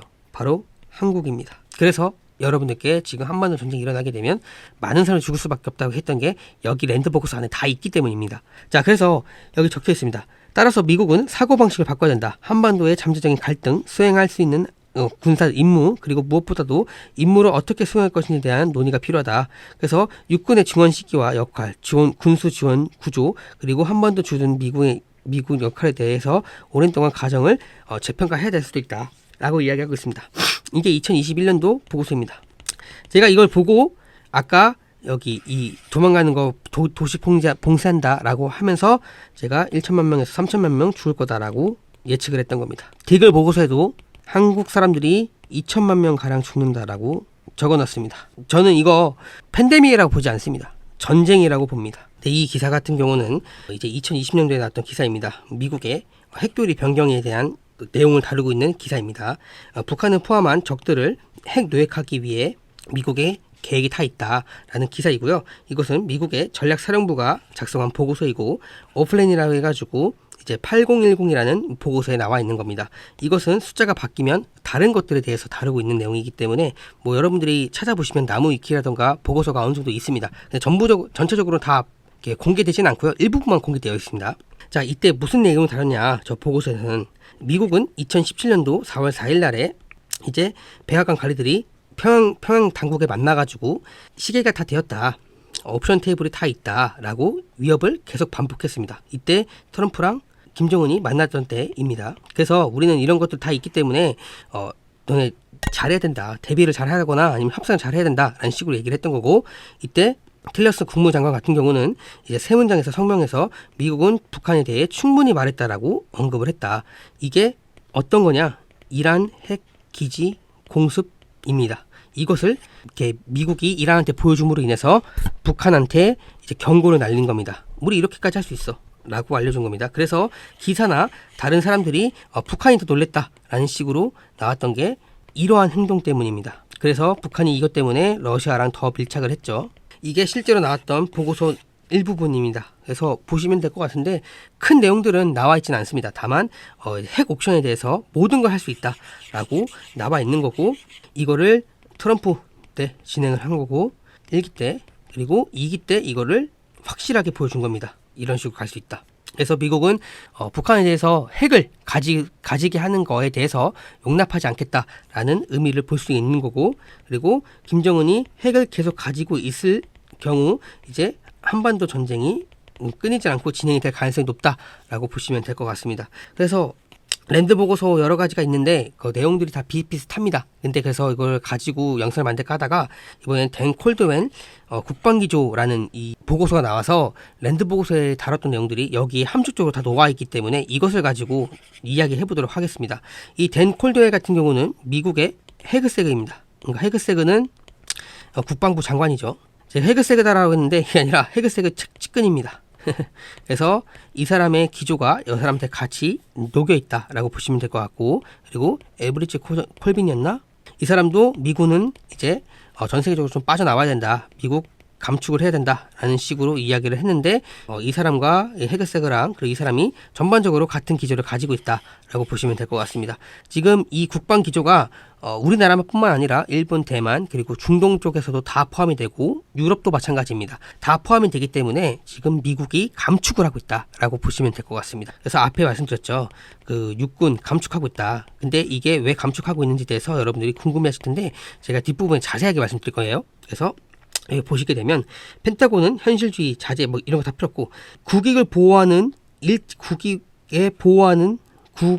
국익의 보호와 일치하도록 미국의 글로벌 군사 태세를 수정해야 된다라고 이야기하고 있습니다. 그래서 특정 지역에서는 미국의 영향력이 굉장히 큰데 이것을 줄이고 다른 지역에서는 군사력과 혼합하는, 그러니까 그 나라의 군사력 있을 거 아니에요. 예를 들어서 한국이면 한국군, 그 군인과 혼합해가지고 이제 여기 미국은 빠지고 그 사람들이 여기 들어오게 되고 위치를 바꾸는 것을 해야 된다라는 것을 의미하고 있습니다. 자, 그래서 4가지 초점을 맞춰야 된다. 조국을 방어하는 거, 주요 지역 라이벌 지역의 헤게몬을 부상 방지. 이게 뭐냐면 만약에 예를 들어서 어떤 특정 나라가 크게 되면 이 동맹국이 있으면 이 동맹국을 통해서 얘네가 더 이상 뜨지 못하게끔 막아야 된다. 혹은 이제 중국이 뜨고 있으면 이 같이 공동체에 있는 동맹국들이 이 중국을 막아야 된다. 이런 식으로 이제 이야기하고 있는 거고, 그리고 동맹국과 파트너에게 국방비, 그러니까 주둔비, 방위비 이런 것들을 전가해야 된다라고 이야기를 하고 있는 겁니다. 그래서 유럽이 이제 국방비 5% 올리겠다라고 이야기했던 것도 다 이러한 기조 때문에 나온 거고, 한반도에서 이제 주한미군 주둔비 이거를 올리는 것도 다 이러한 것에 연관이 되어 있는 겁니다. 그리고 무엇보다도 미국 경제의 안보를 보호하는 겁니다. 그러니까 국방을 아무데나 쓰는 게 아니라 정말 필요한 곳, 그리고 이 정말 필요한 곳에서 우리의 이익과 경제를 지켜야 되는 곳, 거기에다가 투사를 해야 된다라고 이야기를 하고 있는 겁니다. 그래서 미국의 수위는 2014년도 러시아가 우크라이나 침공하기 전의 수준으로 줄여야 된다. 이 전에는요, 미국이 많이 이렇게 유럽 쪽에다가 그리고 우크라이나 쪽에다가 돈을 투사하지 않았습니다. 근데 이제 크림반도 전쟁으로 인해서 미국이 우크라이나한테 엄청 들어가게 됩니다. 그래서 제가 얘네 10년 동안 전쟁 준비했다. 몇 년 동안 전쟁 준비했다. 200조 원 때려 박았다. 라고 했던 게 이때 기점으로 미국이 엄청나게 돈을 퍼다 줍니다. 그래서 여기 보시게 되면 어떤 걸 할 거냐. 일부 지상 전투부대에 축소해야 된다. 그리고 여러 전투기 편대에 축소해야 된다. 여러 구축함 철수가 포함돼야 된다라고 이야기를 하고 있습니다. 유럽도 마찬가지고 대만도 마찬가지고 한국도 마찬가지고 일본도 마찬가지고 중동도 마찬가지입니다. 마찬가지로 미국의 이익과 미국 본국에 대한 실존적인 군사 위협이 없는 것을 고려할 때 중동의 군사 태세가 너무 크다. 중동에서 군사력이 너무 크다. 그래서 2023년도 이스라엘 공격 이후 배치된 항공과 해군 자산은 제거돼야 된다. 그러니까 없어져야 된다. 그리고 이라크와 시리아에서 9.12 사건 이후 유산 배치는 중단돼야 된다. 그러니까 그것 때문에 테러와 안전 보장으로 인해서 우리가 들어왔던 것들을 전부 다 배치시킨 걸 사라져야 된다. 그리고 쿠웨이트와 카타르 군대는 완전 철수해야 된다라고 이야기하고 있습니다. 그렇다면 왜 중동에서 자꾸 빠져야 되냐라고 이야기를 하고 궁금하실 거 아니에요. 왜냐면 중국이 들어오게 되면 어떻게 되지? 이 생각이 들 거 아니에요. 그렇죠? 근데 왜 그러냐면 이스라엘과 이란은 전쟁을 할 수밖에 없습니다. 근데 그때도 말씀드렸다시피 미국이 이란과 전쟁을 하게 되면 지상군 100만 명 가량을 끌고 와야 됩니다. 그래도 이길까 말까 합니다. 왜냐하면 이 적에 둘러싸이는 공간이기 때문에. 그러면 여기서 미국이 이긴다 한들 패권에서 무너질 가능성이 굉장히 높고 지면 완벽하게 패권국이 사라집니다. 패권국이 아닙니다. 근데 반대로 이스라엘 같은 경우는 이란과 전쟁을 했을 경우 미국이 그러면 이란의 힘을 약하게 시켰기 때문에 이 중동에서 이스라엘이 거대하게 커지게 됩니다. 이게 대이스라엘 제국입니다. 제가 그때 라이브 때 말씀드린 거예요. 그래서 이런 것들을 알고 있기 때문에 헤그세그뿐만 아니라 이 댄 콜드웨이 국방기조에서 이런 것들을 이야기하고 있는 겁니다. 그리고 쿠웨이트랑 카타르에게 군대를 가질 필요가 없다는 이유가 뭐냐면 어차피 이슬람 전쟁은 시아파, 수니파 전쟁이다. 그래서 우리는 굳이 여기에 관여할 필요가 없다. 왜냐? 종교싸움이기 때문에. 우린 다른 종교인데 이렇게 얘기하는 겁니다. 그래서 이게 또 무슨 것을 의미하냐? 이슬람 vs 기독교 이 전쟁을 막는 겁니다. 제3차 세계대전. 이걸 막기 위해서 빼야 된다라고 이야기를 하고 있는 겁니다. 자, 그리고 동아시아에서 미국의 군사 영향력은 중국의 힘의 균형을 맞추고 미국의 이익을 보호하는 데 초점을 맞추도록 재조정해야 된다. 이게 뒷부분에 남아 있습니다. 그래서 권장되는 변경 사항 같은 경우는 한국에서 대부분의 지상군과 두 개의 제트기 편대를 제거해야 된다. 그러니까 육군 철수, 그리고 전투기 편대 철수 이렇게 해야 된다. 그리고 미국은 해안에서 멀리 옮겨야 된다. 중국 해안에서. 왜 그러냐면 중국 미사일이 한반도에 떨어지게 되면 주한미군이 죽을 수가 있습니다. 몰살될 가능성이 굉장히 높습니다. 북한이랑 같이 연계해온다면. 그렇기 때문에 멀리 옮겨야 된다. 그리고 더 많은 최전선 방어선을 책임지는 일본과 필리핀에게 옮겨야 된다. 책임을. 동맹국을 옮기는 것에 포함된다. 이해가 되시죠? 그래서 아까 말씀드렸다시피 유럽, 중동, 아시아 전부 다 미군을 빼고 있는 겁니다. 자, 그래서 이 네 가지 핵심을 다시 한번 들여다보면 조국을 지켜요. 미국은 영공과 해안 그리고 북부, 남부 국경에다가 방어하는 것을 포함해서 국토 방어를 최우선을 삼아야 된다. 그리고 국내에서 이런 것들을 계속 결정해야 되고 이런 것들 목표로 둬야 되고 그리고 미국 해안가나 영공 방어를 위해서 충분한 병력과 자원을 사용할 수 있도록 보장해야 된다. 왜 그럴까요? 여러분들 이겁니다. 제가 11호 그리고 리브 더 월드 비하인드 이 영화 있죠. 이 영화가 그 미국의 내전을 말하는 거잖아요. 이 미국의 내전을 막기 위해서는 결국에는 국토 방어를 최대로 해야 된다. 그래서 이 이민자들, 불법 난민자들이 들어오는 것을 막아야 된다. 국경을 막아야 되고 그리고 이 내부 안에서 일어날 수 있는 내전을 우리가 방어를 해야 된다라고 국방기조를 바꾼 겁니다. 그러니까 미국은 자기 안에서 일어날 수 있는 내전이라든가 전쟁을 막아야 된다라고 이야기를 하고 있는 겁니다. 그래서 다른 나라에 있는 군대를 철수하는 겁니다. 그리고 유럽과 아시아 또는 중동에서 지역 헤게몬의 부상을 방지하세요. 이게 무슨 얘기냐면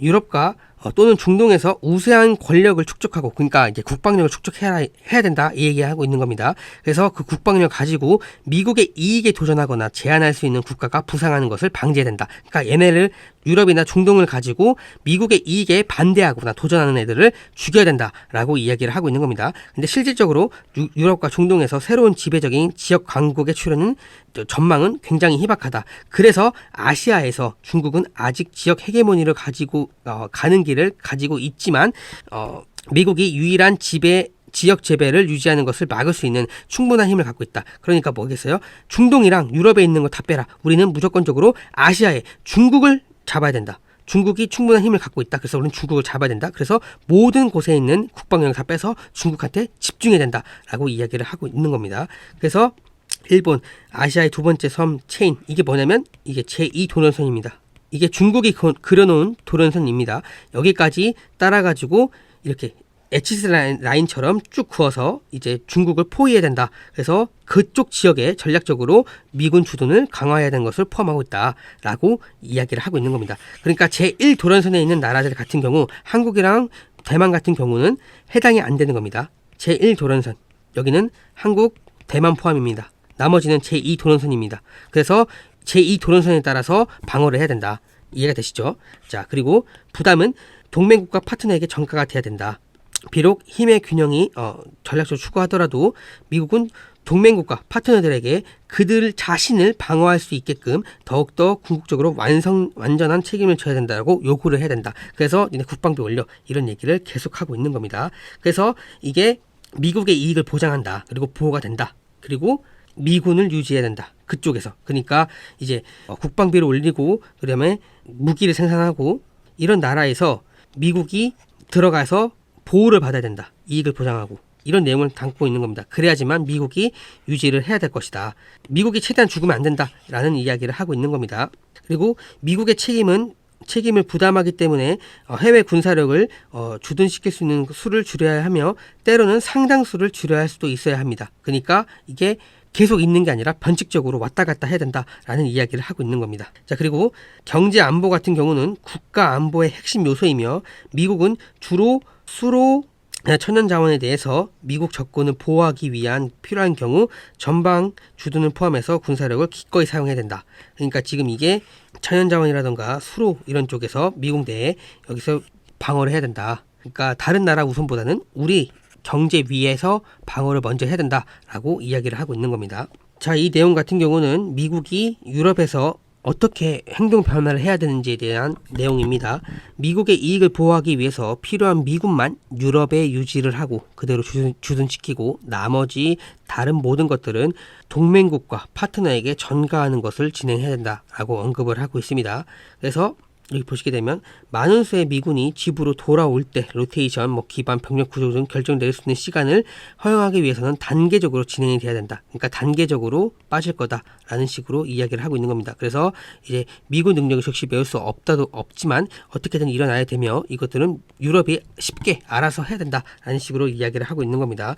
두 번째 같은 경우는 인도 태평양 전쟁에서 중요할 수 있는 현재 유럽에 기반을 둔 자산들을 확보를 해야 된다. 무슨 얘기냐면 유럽 안에 있는 미군 기지 중에 인도 태평양 전쟁에서 필요한 것들은 다 이쪽으로 보내야 된다라는 식으로 이야기를 하고 있는 겁니다. 그리고 조국 방어를 위해서 이런 것들을 가지고 와야 된다라는 이야기입니다. 그래서 여기서 포함되는 게 방공, 일부 해군 자산, 그리고 전투기 편대, 심지어 미국 국경에서 진행 중인 육군 배치를 지원하는 데 필요한 지상 부대까지, 그러니까 유럽 안에 있는 육군까지도 여기에 포함이 된다라는 식으로 적혀 있습니다. 자, 그리고 뒤로 넘어가게 되면 이제 트럼프 행정부 같은 경우는 러시아가 미국의 이익에 직접적인 위협이 되지 않는다라고 이야기를 했고 이것은 2014년도보다 지금 더욱더 그렇지 않다라고 이야기를 하고 있는 겁니다. 그렇다면 이 이익이 된다라고 판단했던 미국 세력은 누굽니까? 네오콘입니다. 네오콘은 왜 그렇습니까? 식량입니다. 러시아랑 우크라이나는 흑토가 있습니다. 이 흑토가 엄청나게 잘 자랍니다. 이 광활한 토지를 가지게 되면 식량을 독점할 수가 있습니다. 더 나아가서 원자재가 엄청 많습니다. 러시아, 우크라이나 땅에. 그러면 이 땅에 있는 원자재를 가져가게 되면 네오콘은 더욱더 부자가 되겠죠. 그렇죠? 그리고 더 나아가서 또 하나가 있습니다. 재건 사업. 전쟁이 끝나고 나면 재건 사업을 할 수 있겠죠. 그러면 여기서 막대한 이득을 얻습니다. 또 있습니다. 뭐가 있을까요? CBDC. 중국 주도의 CBDC를 우크라이나한테 도입을 했습니다. 또 있습니다. 뭐가 있을까요? 제약이 있습니다. 전쟁이 나면 제약 회사들이 돈이 엄청나게 벌겠죠. 그래서 신형 제약들도 맞춰보고 무기도 시험해보고 이런 것들을 우크라이나 전쟁에서 진행을 한 겁니다. 근데 트럼프는 이거에 대해서 이익이 없다라고 판단한 겁니다. 그리고 여기 보시게 되면 전투 및 항공여단 철수하는 것도 외에도 우리는 2026년도 2월 달에 계획된 MDTF라는 미사일이 있습니다. 중거리 미사일을 배치하는 것을 취소할 것을 권장한다. 그러니까 배치하지 말자. 근데 왜 그러냐?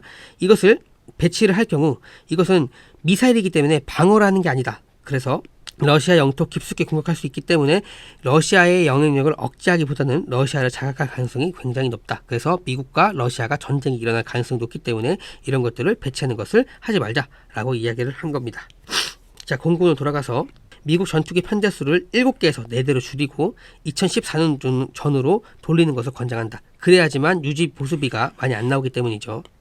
더욱더 투사하지 말아라, 이런 이야기를 하고 있는 겁니다. 자, 그래서 이는 아시아에 필요할 수 있는 자산을 유럽에서 가져와야 된다 라고 이야기를 하고 있는 겁니다. 그리고 그 시간에 따라서 수리 그리고 현대화 시간이 필요하다, 이것을 만들 수 있다 라고 이야기를 하고 있는 겁니다. 그럼 중동에서 미국은 어떤 자세를 바뀌었냐 보시게 되면, 좁은 지역과 지역적 위협의 제한된 특성을 반영하기 위해서 미국의 군사 주둔을 줄일 거다. 왜 그러냐면 중동은 전부 다 사막입니다. 그리고 방공망이 촘촘하게 되어 있지 않습니다. 실제로 이번에 이제 카타르에다가 이란이 미사일 쐈는데 그 레이더망이 붕괴가 됐습니다. 그리고 여기는 산악지대라던가 이런 게 없습니다.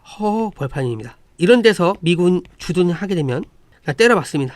그래서 죽을 수밖에 없기 때문에 이것을 빨리빨리 없애야 된다라고 이야기를 하고 있는 겁니다. 그래서 여기 보시게 되면 개정된 지역 태세는 2023년도 10월달 7일부터 극장에 배치된 공군, 해군 전력을 방공 자산이 필요함에 따라서 미국 또는 인도 태평양으로 반환되어야 된다. 그래야지만 중국이랑 전쟁할 수 있고 미국 내에 내전을 막을 수가 있는 겁니다. 이해가 되시죠? 그리고 2023년도 10월달 이전 병력으로 수준으로 복귀에 더해서 개정된 중동 태세는 감축을 위해 4개의 다른 지역을 목표로 할 거다. 이해가 되시죠? 그러니까 여기에 이라크가 있고 이라크에 있는 주둔하고 있는 것들, 이런 것들을 이제 남아있을 필요가 없다. 없애야 된다. 그리고 둘째, 무장단체 공격에 가장 취약하고 비용이 많이 들고 불필요한 전쟁의 위험성이 높은 곳, 그러니까 아까 말씀드렸죠. 이렇게 허허벌판에 미군 주둔하고 있어가지고 그냥 때려 맞을 수 있는 곳에 이런 것들은 위험성이 크기 때문에 빠져나와야 된다 라고 이야기를 하고 있는 겁니다. 미군 제거해야 된다. 그리고 이제 인도와 태평양에 이제 중국 부상을 방어하기 위해서 기여할 수 있는 자산이나 능력을 아시아에게 직접 또는 미국 본토로 재배치해가지고 이제 방어를 기여해야 된다 라고 이야기하고 있는 겁니다. 그리고 마지막으로 미국 핵심 국가의 이익이 위태로운 곳만 개입할 수 있도록 지역 안보를 책임을 해서 부담할 기회를 포착할 것이다. 그러니까 그 나라들이 너네가 지역 안보를 진행해, 우리는 그냥 위태로운 것만 개입해줄게 라고 이야기를 하고 있는 겁니다. 그래서 카타르랑 쿠웨이트는 미국의 실질적인 이익이 없습니다. 제일 이익이 많이 되는 곳은 사우디아라비아입니다. 그래서 사우디아라비아에서 이제 빠진다는 얘기가 없습니다. 자, 그렇다면 아시아로 한번 가보겠습니다. 아시아에 어떤 문제가 있는지에 대해서 한번 말해볼 텐데요. 아시아에서는 미국의 전방 주둔이 중국의 침략을 효과적으로 억제하거나 미국의 동맹국을 방어하기 위해서는 너무나도 제한적이다라고 미국 내에서도 주장을 하고 있다. 그래서 미국이 여기서 빠져야 된다라는 의미를 담고 있는 겁니다. 그래서 미국의 오늘날의 군사력이 너무나도 공격적이고 앞에 나와 있다, 지향적이다. 그래서 미국의 인력과 그리고 자산이 어떤 분쟁이 발생할 시에 살아남을 가능성이 굉장히 낮다라고 이야기를 하고 있고, 중국의 침략을 억제하기보다는 확대 유발할 가능성이 높다라고 이야기를 하고 있습니다. 그리고 중국 국경에 너무나도 가깝게 있다라는 것을 의미하고 있습니다. 그러니까 왜 확대를 할 수 있냐? 자꾸 미국이 어떤 지역에 미군을 자꾸 두게 되면 중국은 이걸 방어하기 위해서 군사력을 높인다는 이야기입니다. 그래서 오히려 더욱더 전쟁을 부추겨서 전쟁을 할 수밖에 없다라는 이야기를 하고 있는 겁니다. 그래서 이런 관점을 볼 때 아시아에서 미국의 군사력은 많은 단점을 갖고 있다. 첫째, 그것은 적대적인 균형과 확대 나선형의 위험에 너무나도 적은 관심을 기울이지 않는다. 이게 무슨 얘기냐면 군사력을 확대를 하게 되면 이렇게 관심도가 낮아지거나 그래야 되는데 그러지 않고 오히려 높아진다는 얘기입니다. 그래서 위험이 더 높아진다라는 의미를 담고 있는 겁니다. 그래서 최근 몇 년 동안 미국은 필리핀의 타이푼 미사일 시스템과 대만의 500대의 훈련기를 포함해서 중국 해안에 가까운 인도 태평양 지역에 더 많은 하드파워를 급증시켰다. 이게 뭐냐면 대만이랑 필리핀에 군사를 주고 미사일을 두고 훈련을 했습니다. 미국이. 실제로 했습니다. 2022년도, 2023년도, 2024년도. 근데 이때마다 중국이 이 나라랑 전쟁을 하기 위해서 훈련을 벌였다. 지금도 여전히 훈련을 벌이고 있는 중입니다. 그래서 오히려 더욱더 위험이 높아지고 있다. 하드파워가 계속 세지고 있다라는 의미를 담고 있는 겁니다. 그래서 이러한 움직임은 억제력을 지원하기보다, 그러니까 중국의 억제를 하기보다는 중국과 미국의 움직임이 더욱더 빠르게 균형을 맞춰 상쇄하도록 유도한다. 그러니까 미국이 이런 훈련을 하게 되면 중국이 이에 맞춰서 훈련을 한다. 그러면 이게 어떻게 되냐? 이 변수가 자꾸 좁혀진다. 그러면 좁혀진다. 그리고 이 변수가 좁혀지게 되면 중국은 하나의 완벽한 시나리오를 가질 수밖에 없다라는 의미를 이야기하고 있는 겁니다. 그래서 최종 결과는 군비 경쟁과 전쟁의 위험성이 증가할 수밖에 없다. 결국에는. 그렇기 때문에 우리가 이 부분에 대해서 신중하게 고려를 해봐야 된다라고 이야기를 하고 있습니다. 그리고 마지막으로 중국은 급속한 군사 현대화를 시켜서 이 지역의 군사 균형을 유리하게 변화시켰다. 그러니까 중국이 아시아에서 전쟁을 할 경우 유리하다. 라는 식으로 이야기를 하고 있는 겁니다. 그래서 이 유리한 전쟁에서 미국이 들어가서는 안 된다라는 의미를 담고 있는 거죠. 둘째, 미국의 자세는 일본의 남서부와 같이 분쟁이 발생할 경우 중국의 미사일 공격에 매우 취약한 지역에 들어가 있다. 그래서 소수 지역에 너무 집중되어 있어서 핀셋 타격으로 진행하게 되면 미군이 괴멸된다. 라는 이야기를 하고 있는 겁니다. 실제로 오키나와랑 그 다음에 미군이 주둔하고 있는 지역에 미사일을 날리게 되면 괴멸될 수밖에 없습니다. 왜냐하면 미사일을 한 번만 쏘는 게 아니라 여러 발 쏘게 되면 그 방공망을 지킬 수 있는 미사일이 점점 사라지게 될 경우 이제 핀셋 타격으로 미국에게 엄청난 피해를 가할 수 있다라는 의미를 담고 있는 겁니다.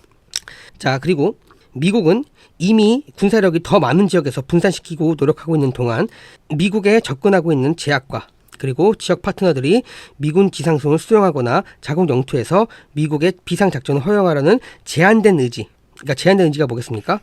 우리 전쟁 안 할래. 그러니까 미국이 전쟁하려고 진행을 하려고 해도 일본이나 그다음에 한국 같은 경우는 반미를 가지고 있죠.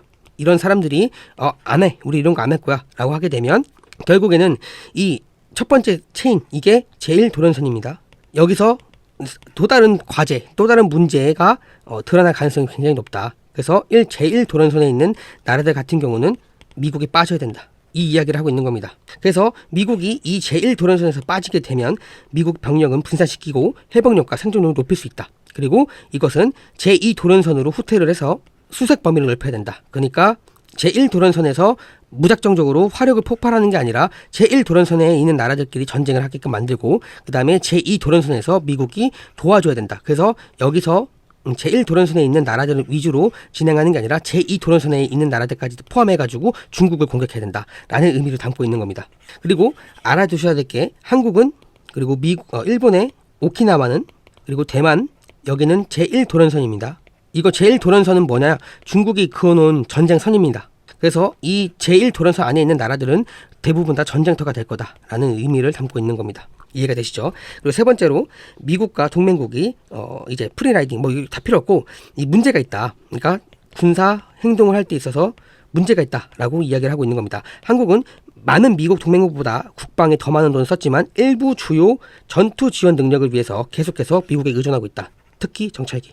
이걸 의존하고 있습니다. 그리고 해병대 상륙 작전할 때도 미국 없이는 해병 상륙이 안 됩니다. 그리고 미사일도 마찬가지입니다. 미국 내에 있는 미사일을 사용해야지만 전쟁터에 활용이 되는데 한국이 가지고 있는 미사일만으로는 한계가 있다는 이야기입니다. 그리고 일본과 필리핀 같은 경우는 국가 안보를 보장하기 위해서 미군 지원에 의존하는 것이 플랜 A다. 일부에 따르면 플랜 B가 없다. 그러니까 필리핀과 대만 같은 경우, 필리핀과 일본 같은 경우는 플랜이 없다. 오직 A 하나다. 이것은 미국만 같이 간다. 근데 만약에 미국이 핀셋 타겟으로 미군 기지가 박살이 나면 이 플랜 A가 가동이 되지 않는다. 그래서 플랜 B가 없기 때문에 모든 아시아에 있는 나라들 같은 경우는 중국권 안에 들어간다. 이해가 되시죠? 그러니까 중국을 이길 수 있는 군사력이 없는 나라라고 판단을 하고 있는 겁니다. 일본과 필리핀 같은 경우는 국가 안보를 보장하기 위해서 미국 지원에 이거 했구나. 그래서 수십 년 동안 일본은 GDP의 1%만 국방에 썼고 부족함이나 격차는 미국이 채울 것이라고 확신을 했다. 그러니까 국방을 소홀히 했다. 진짜 소홀히 한 건 맞습니다. 지금 일본 자위대가 엄청나게 약하다고 이야기하고 있습니다. 그래서 이런 것들 때문에 일본, 필리핀, 한국에 빠져나와야 된다. 라고 이야기를 하고 있고 여기 대만 같은 경우는 미국의 공식적인 동맹국은 아니지만 마찬가지로 섬이 중국에게 공격받을 경우 미국의 지원이 다소 보장된다라는 가정하에 훈련을 하고 있다. 이 의미를 담고 있는 겁니다. 일본과 대만이 국방력을 몇 년 동안 늘렸다고 하지만 이 서로가 직면한 안보 문제 고려할 때 충분히 노력하지 못했다라고 보고 있는 겁니다. 그러니까 국방을 더 들이고 훈련을 더 시키고 이런 것들을 해야 되는데 그러지 않았죠. 우리나라도 마찬가지입니다. 민주당 재앙이 새끼가 군대 그 징집 날짜인가요? 그 1년 6개월로 줄였죠. 그래서 국방력이 약화가 된 겁니다. 엄청나게 심각한 거예요, 여러분들. 근데 지금 대만 같은 경우는 제가 알기로는 6개월인 걸로 알고 있습니다. 그러니까 충분히 노력하지 않았다. 그리고 예비군도 훈련을 안 했습니다. 대만 같은 경우도. 이해가 되시죠? 그렇기 때문에 미국은 미국 지배력을 잠그는, 그러니까 미국이 지배하고 있는 나라 중에 미국 중심에 있는 지역들의 안보를 구조를 유지하면서 추가 부담을 미국이 계속해서 지고 있다. 근데 이게 문제가 굉장히 많다라고 이야기를 하고 있는 겁니다. 그리고 이런 것들 때문에 우발적인 사건으로 인해서 미국이 핵심 이익이 아닌데도 불구하고 전쟁터에 끌어들일 위험성이 있다라고 이야기를 하고 있는 겁니다. 그래서 미국이 한국뿐만 아니라 일본, 대만, 필리핀에도 군사를 좀 빼야 된다라는 의미를 담고 있는 겁니다. 마지막으로 아시아에서 미국의 자세 같은 경우는 인도태평양의 해상 지역에서 제공하는 광범위한 방어적 이점을 충분히 활용하지 못하고 있다. 왜냐? 이게 원래 제주도에도 미군 기지를 지으려고 했잖아요. 그렇죠? 필리핀도 마찬가지입니다. 일본도 마찬가지입니다. 계속 주둔을 시켜가지고 이것에 대해서 최전방에 막으려고 진행을 했는데 이 방어적 이점을 누가 못하겠냐? 민주당, 친중 애들 못하겠습니다. 그래서 충분히 활용하지 못했기 때문에 미국이 여기서 전쟁을 하게 된다면 질 수밖에 없다라고 이야기를 하고 있는 겁니다. 자, 그래서 일본과 필리핀, 심지어 어느 정도 대만은 해군과 지뢰, 대한미사일, 방공, 단거리 포병 중심으로 고중도치 전략으로 알려진 것으로 매우 방어할 수가 있다라고 이야기를 하고 있습니다. 그래서 미국이 제한적으로 전혀 지원을 제공하지 않아도 중국이 상대적으로 저렴하고 달성 가능한 전략을 채택한다면 일본이나 필리핀 일부를 장악하는 것은 매우 어렵다는 것을 알게 될 것이다. 그러니까 무슨 얘기냐면 전쟁 초반 때 그냥 다 들이붓는 겁니다. 고중도치 전략. 너도 죽고 나도 죽는다. 그러면 중국이 처음에는 간단하게 전쟁을 했는데 돌아오는 것은 엄청난 포격이라고 하게 되면 중국은 여기 점령하기 쉽지가 않구나 라는 것을 판단하게 되어서 전쟁을 억제할 수도 있다. 적절한 투자로 대만조차 중국을 공격하기 전에 두 번 생각할 수 있게 만든다. 그러니까 중국이 전쟁을 해야 될지 말할지 고민할 수 있다. 그래서 이것을 우리가 앞서서 진행을 해야 된다. 누가? 미국이. 그렇기 때문에 미국은 이런 것들을 방어점 이점을 잘 사용해야 된다. 그래서 미국의 억지력을 약화시키지 않으면서 그 미국이 지키고자 하는 그곳에다가 영향력을 투사할 수 있다라는 것을 이야기하고 있는 겁니다. 자, 그래서 이런 것들을 보게 되면 어떻게 수정할 거냐, 미국의 태세가. 아시아에서 미국의 자세 같은 경우는 세 가지 원칙에서 형성이 돼야 된다. 첫째, 미국은 자신의 안보에 대한 주요 책임을 지역 동맹국가 파트너에게 전가를 해야 된다. 그러니까 니네가 주둔비네. 그리고 우리 무기 사. 그리고 우리 무기 활용해서 전쟁터에 나가. 이 이야기를 하고 있는 겁니다. 그리고 미국은 지원 역할, 그러니까 병참 역할을 하는 겁니다. 무기 지어주고, 그리고 혹시나도 문제가 생길 경우 우리가 일정 부분은 타격해줄게. 이런 부분으로 가야 된다. 그래서 모든 것들이 미국 핵심 이익에 보장이 돼야 된다. 그러니까 미국은 최대한 적게 죽고 무기는 많이 팔며 최대한 그 지역을 방어하는 것으로 진행을 해야 된다라는 식으로 이야기를 하고 있습니다. 그리고 중요한 것은 일본, 필리핀, 대만, 한국 같은 경우는 빠른 속도로 국방의 자급자족을 위해서 노력하도록 장려해야 된다. 그러니까 니네가 무기 다 만들어. 그리고 니네 군사 올려. 군사력. 그래서 다 징집해. 그리고 너네가 할 수 있는 모든 최첨단 기술들 너네가 만들어. 그래서 전쟁터에 나가. 이런 이야기를 하고 있는 겁니다. 그래서 여기서 보게 되면 미국은 전투 지원과 대치거리에서 작전할 수 있는 능력을 활성화시키는데 점점점 집중을 해야 된다. 그러니까 무슨 얘기냐면 후방에서 미사일 쏴주는 겁니다. 침투를 하지 않고. 이해가 되시죠? 그 B2 뭐 이런 것들을 통해서 미사일 터트려주고, 그리고 그 전에 저 멀리서 장거리 미사일로 요격을 하고, 그리고 파트너들이 어떤 분쟁에서든 자신의 군대를 최전선에 배치하도록 남겨야 된다. 그러니까 대리군을 쓰는 겁니다. 이해되시죠? 그럼 미국이 왜 육군을 줄이는지 이해가 되실 겁니다. 이 나라 사람들이 니네가 나와 싸워. 이렇게 되는 겁니다.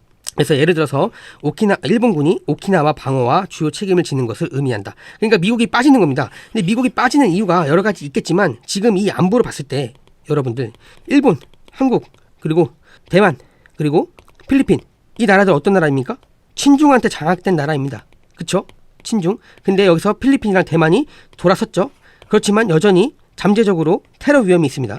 특히 한국이랑 일본은 심각한 수준까지 와 있습니다. 지금 간첩들이 지금 장관을 하고 있습니다. 그리고 간첩이 대통령을 했습니다. 그렇기 때문에 이런 부분에 있어서 미국이 사보타지 당하고 테러를 당해서 불상상한 죽음을 맞이하면 안 된다. 그냥 오히려 빠져라. 지들끼리 내전을 벌이키든 뭐라든 생각 쓰지 말아라. 그냥 지들끼리 싸우다가 미국은 후방에서 미사일 날려주고 그리고 우리가 무기도 지원해주고 그래서 지들끼리 싸워라 이런 식으로 나온 겁니다.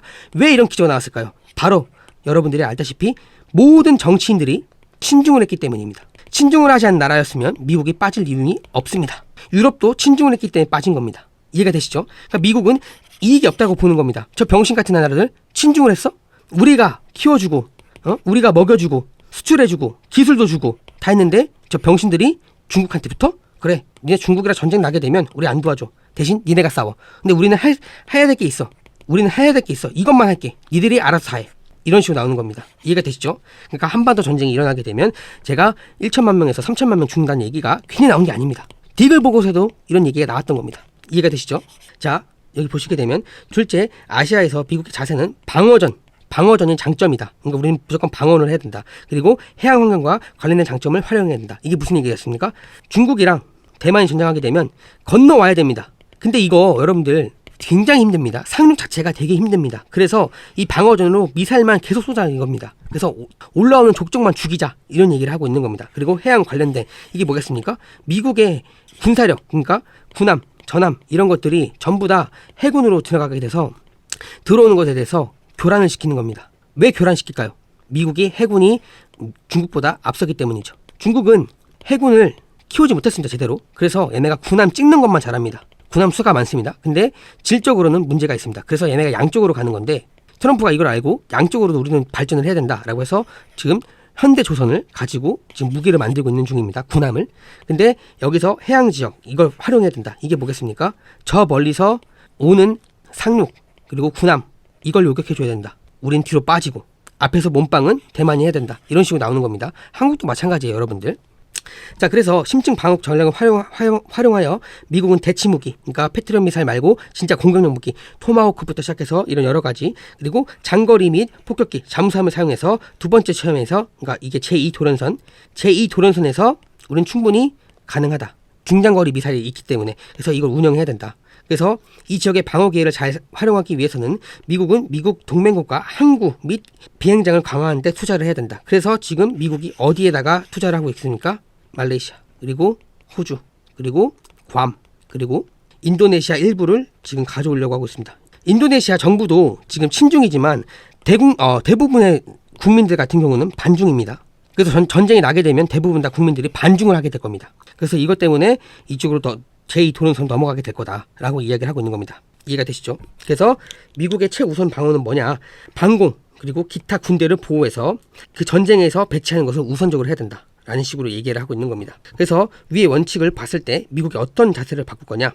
일부 미군을 극장 말고 전쟁터에서 제거를 해야 된다. 그리고 다른 군대를 새롭고 더욱더 방어하기 쉬운 위치로 이동시킬 것이며 호주, 괌, 그리고 말레이시아, 그리고 인도네시아 이쪽으로 옮길 것이며 동맹국가 파트너에게 실질적으로 책임을 전가해야 된다. 그래서 제1도련선에서 제2도련선으로 이동시켜야 된다. 그렇게 되면 한반도에 남아있는 주한미군 숫자가 3분의 1로 줄어드는 겁니다. 그러면 3분의 1 같은 건 뭐 하는 거냐? 이제 미사일 쏘거나 미사일 막아주거나 그리고 첩보 이런 것들을 진행하는 겁니다. 그러니까 전쟁터에서 활용되는 게 아닙니다. 그래서 아시아에서 미국의 입장에 봤을 때는 한국에 배치한 미군 수를 실질적으로 줄일 것이며 한국 자위에 대한 주요 책임을 서울로 돌려버릴 것이다. 그러니까 니들끼리 알아서 해. 그리고 이것은 미국 우선주의와 군사력을 모두 반영한 거다. 제일 중요한 거는 미국 자국 보호다. 라고 이야기하는 겁니다. 그리고 여기 엘브리치 콜비가 2024년도 5월 달에 말했듯이 기본적인 사실은 북한이 미국에 대한 주요 위협이 아니라는 것. 그러니까 지금 미국은 북한을 주요 위협이라고 보지 않는 겁니다. 협상 테이블, 파트너, 협상자 이런 위치로 보는 거지 주요 위협국이라고 보지 않고 있다는 겁니다. 이해가 되시죠? 왜 이렇게 됐냐? 우리나라가 민주당 이 새끼들이 전부 다 친중을 해서 종북 빨갱이들이 있어서 그래서 포기를 한 겁니다. 제가 그래서 이걸 그 전부터 랜드보고서 보면서 이야기했던 겁니다. 이거 쉽지 않다. 전쟁 나면 적화될 가능성이 높다. 이야기를 계속 한 겁니다. 여러분들. 괜히 나온 게 아니에요. 지금 우리는 기로에 서 있습니다.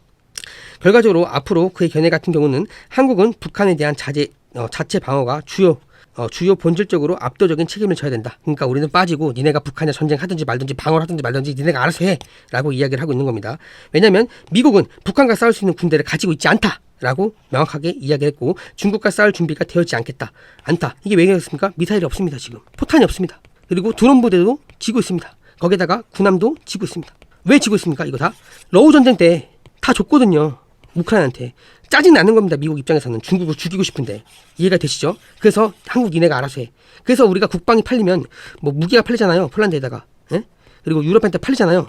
이게 제가 안 좋다고 신호를 봤던 게 뭐냐면, 이거 팔리게 되면 자국을 지킬 수 있는 무기가 없습니다. 일부러 이렇게 하는 거예요. 일부러. 자, 넘어갈게요. 여기 보시게 되면 한국은 북쪽보다 상당한 재래식 군사적인 무기를 우위적으로 갖고 있으며, 따라서 미국 없이도 단기적인 아니더라도 효과적으로 스스로 방어할 수 있어야 한다라고 엘브리치 콜비가 이야기했고, 여기서도 지금 주장을 하고 있는 겁니다. 그러니까 주한미국은 철수가 될 수밖에 없습니다. 3분의 1이라도. 그러니까 지금 여러분들이 나머지 무기가 들어와서 드론 부대, 그다음에 최첨단 부대 들어온다고 하잖아요. 근데 지금 이거는 가장 앞서 있는 나라가 어디냐면 중국입니다. 그리고 러시아입니다. 근데 지금 북한은 러시아한테 최첨단 무기들을 다 받고 있습니다. 기술도 다 옮겨받고 있고요. 그럼 전쟁을 하게 되면 한국은 질 수밖에 없는 거죠. 왜? 이 사람이니까. 왜? 민주당이 장악을 했어요, 여러분들. 그래서 한국은 인신제사가 될 가능성이 굉장히 높다라고 제가 계속 이야기해드리는 겁니다. 이건 막을 수가 없어요. 지금 막으려면 러시아 경제가 무너져야 됩니다. 그리고 중국 경제는 무너졌죠. 중국은 발악해서 전쟁을 할 가능성이 굉장히 높습니다. 근데 러시아는 지금 미국이 필요한 상황이고 한국이 필요한 상황입니다. 근데 지금 어쩔 수 없이 유럽 견제 때문에 서로 지금 적인데도 불구하고 파트너를 맺었습니다. 그럼 더욱더 얘네들은 수렁에 빠질 겁니다. 우리가 할 수 있는 것은 얘네가 알아 죽던지 경제적으로 자멸하는 것밖에 없습니다. 북한도 마찬가지입니다, 여러분들. 자, 넘어가게 되면 여기 한국 기지 보안과 관련 없는 모든 지상 전투 부대와 관련 지원 및 유지 부대를 절단할 것을 요구한다, 권장한다. 그러니까 다 나와라, 절단해라, 손절해라. 그래서 이것을 보게 되면 육군 전투항공부대 포함해서 제2 보병사단도 대부분 다 반도에서 한국에서 제거해야 된다, 없애야 된다. 그리고 미국은 한국 내 기반을 두고 있는 공군력을 차단해야 된다. 공군력 다 빼. 그리고 2개의 전단 전투기 편대를 한국에 있는 미군 기지에 가져와서 미국에서 다시 옮겨야 된다. 그러니까 미국으로 다시 가야 된다. 이런 이야기를 하고 있는 겁니다. 그리고 전투기와 함께 항공 정비 및 기타 지원 부대를 인원을 약 3분의 1 정도 미국으로 돌아갈 수 있도록 해야 된다. 그러니까 무슨 얘기겠습니까? 일부만 남겨두고 나머지 다 가야 된다. 그리고 여기 3분의 1 정도만 여기 그냥 수리만 하고 전쟁터 잠깐 보내고 이런 식으로 가야 된다. 이렇게 이야기를 하고 있고, 총체적으로 봤을 때 한국에 있는 미국인의 총 군사력 주둔을 50% 이상 줄여야 될 거다. 이해가 되시죠? 그리고 2개의 전투기 편대 그리고 지원군과 함께 약 1000만 명 가량 인원을 남게 만들 거다. 3분의 1이 남는 겁니다. 인구수가. 왜냐하면 주한미군이 28,000명 정도 되거든요. 자, 그리고 남은 지상 요원들 같은 경우는 지원, 유지, 그냥 물류, 유지 보수를 위해 남겨지는 거며, 전쟁이 끝나고 유지 보수를 하기 위해서 짓는 것이며, 이들은 전투 요원이 아니다. 여기 보시게 되면 한 번 더 위기 발생할 경우 전투 작전에 대해서 책임은 한국군에게 맡길 거다. 특히 한국은 다른 지역의 안보 위기를 해결하기 위해서 한국 국방 자산을 사용하는 것을 미국의 능력을 계속 제한한다면 남한에서 미국 주둔을 더 줄여야 된다. 이게 무슨 얘기겠습니까? 이게 안보를 한국 주도로 진행을 해야 되는데, 그러지 않고 국방 자산을 미국 능력으로 미국의 발목을 잡는다면 남한에서 미국 주둔을 더 줄일 거다. 왜냐? 자급자족해라 이거예요. 우리한테 기대지 마라. 이 이야기를 하고 있는 겁니다. 그래서 그렇게 되면 남은 전투기와 대부분의 지상군은 전부 다 제거해야 된다. 한국군만 남겨라. 이 이야기를 하고 있는 겁니다. 자, 일본으로 이주하고 있는 우리 권고는 미군의 생존력과 회복력을 높이고 최전선의 억제와 방어에 대한 책임을 일본으로 옮겨야 된다. 그래서 여기서 보게 되면 오키나와에 기반을 둔 세력들은 중국과 충돌할 시 가장 정치적으로 민감하고 가장 취약하다. 여기 보시게 되면 오키나와랑 여기 여러 군데 섬이 있습니다. 근데 여기랑 중국이랑 일본이랑 엄청나게 치열하게 싸우는 공간이 있습니다. 갑자기 열도 이름이 기억이 안 나는데, 근데 거기가 중국이랑 직접 맞닿는 곳이기 때문에 만약에 중국과 전쟁하게 되면 일본의 전쟁터에 미국이 빨리 들어갈 수 있다. 그리고 여기가 가장 취약하다. 왜냐? 주일 미군이 굉장히 적은 곳입니다. 그래서 여기 적은 곳에서 미군을 둬서 미군이 죽을 바에는 그냥 빼. 그리고 일본끼리 알아서 막아라. 이 이야기를 하고 있는 겁니다. 그래서 여기 보시게 되면 오키나와랑 중국 해안에서 불과 500m 마일 떨어진 곳에 대만이 전쟁이 일어날 경우 베이징이 신속하게 행동해서 항공기를 무력화시키고 탄약고를 파괴시키고 사용 가능한 활주로를 파괴하기 위해서 신속하게 행동할 거다. 그게 어디냐? 오키나와 군대입니다. 그러면 이제 미국이 대만 편에 개입하는 것을 더욱더 어렵게 만들 거라고 주장을 하고 있다. 여기 이 오키나와 쪽에. 그래서 오키나와에 있는 곳을 아예 빼버려라. 그냥 파괴를 안 시키게. 최대한 유지보수를 할 수 있게 남겨놔라. 그리고 미국은 제2 도련선에서 전쟁을 해야 된다. 이 이야기를 하고 있는 겁니다. 왜 이렇게 됐을까요? 다 친중해서 그래요. 친중. 그래서 미국이 우리가 안보를 지켜줬는데 이 안보 때문에 니네가 경제 발전했는데 이 경제 발전했는데 니들이 이 경제 발전한 것을 중국한테 바쳐? 응? 키워준 개새끼들이 은혜를 모르고 중국한테 붙어? 알았어. 네 전쟁터 한번 놔봐. 어떻게 되는지. 이렇게 되는 겁니다. 그러면 미국이 왜 이렇게 포기를 할까요? 당연한 겁니다. 중국은 전쟁을 하게 되면 대만, 일본 전쟁을 해야 되고요. 필리핀도 해야 됩니다. 그리고 한국은 북한이랑 한국이 전쟁을 합니다. 그러면 중국은 이 북한한테 지원할 수밖에 없습니다. 왜냐? 밀리게 되면 중국군은 이제 완충지대가 없기 때문이죠. 그러면 중국 입장에서는 하나, 둘, 셋, 넷 이 네 군데와 전쟁을 해야 됩니다. 그뿐이겠어요? 인도도 있죠. 그뿐이겠어요? 파키스탄이 있습니다. 그뿐이겠어요? 티베트 있습니다. 그뿐이겠어요? 베트남이 있습니다. 그뿐이겠어요? 태국이 있습니다. 이 나라들이 전부 다 중국이랑 전쟁을 하게 됩니다. 그러면 이 전쟁 한방토로 중국은 이 모든 나라랑 전쟁하면서 무기 고갈부터 시작해서 경제가 개판됩니다. 그러면 중국은 알아서 죽습니다. 그리고 미국의 경쟁자들, 미국이 키웠던 나라들 전부 다 개멸될 겁니다. 그러면 남는 건 누가 남습니까? 미국 혼자 남습니다. 지금 미국이 이 판을 짜고 있는 거예요, 여러분들. 왜? 친중을 해서 지금 미국 없이 한번 해봐라 이 식으로 나오는 겁니다. 그러면 어떻게 되겠습니까? 전쟁터가 격상이 되겠죠. 그러면 동남아시아 모든 나라들이, 동북아시아 모든 나라들이 전쟁터입니다. 여기 러시아도 들어갑니다. 그렇게 되면 어떻게 됩니까? 이 모든 나라, 전쟁하는 모든 나라들이 다 개멸됩니다. 그리고 러시아도 빨리 들어서 러시아도 경제력 파탄 나면서 박살 날 겁니다. 그러면 보세요. 유럽 지금 경제 개판됐다라고 제가 계속 올려드리죠. 개판됐고 군사력도 올리고 있지만 효과적으로 진행이 안 됩니다. 그래서 유럽 개판 났죠. 그리고 아프리카 지금 내전으로 미국이 개판시켰죠. 그리고 중동 봐보세요. 중동. 이스라엘이랑 이란이랑 전쟁을 하고 있는데 중동 지역 미군이 다 빠지게 되면 어떻게 되겠습니까? 순위파, 시아파 전쟁입니다. 빠졌으니까. 그럼 여기 갈등 지역에서 전부 다 개판되겠죠. 그러면 중동도 죽습니다. 그럼 누가 남습니까? 이스라엘 혼자만 남습니다. 그쵸? 자, 그러면 유일하게 남는 나라가 누구 있습니까? 미국 하나입니다. 그래서 미국 하나 남기 때문에 미국은 내전을, 자기 나라에서도 일어나는 내전을 막으면 미국은 다시 패권국으로 갑니다. 이거 하는 겁니다, 여러분들. 이거 하려고 지금 미국의 모든 군사력을 빼고 있는 겁니다. 우리가 살아남을 수 있는 방향성은 딱 하나였습니다. 친중이 아닌 친미를 했고 꾸준히 국방력을 키웠어야 됩니다. 그리고 간첩을 색출해야 되겠죠. 그 간첩이 누굽니까? 민주당. 여기 전부 다 날렸어야 됐어요. 근데 못 날렸죠. 그러니까 전쟁터로 들어갈 수밖에 없는 가능성이 높아지고 있는 겁니다. 미국 혼자 살아남을 겁니다. 미국이 지금 그리고 있는 그림이요. 이해가 되시죠?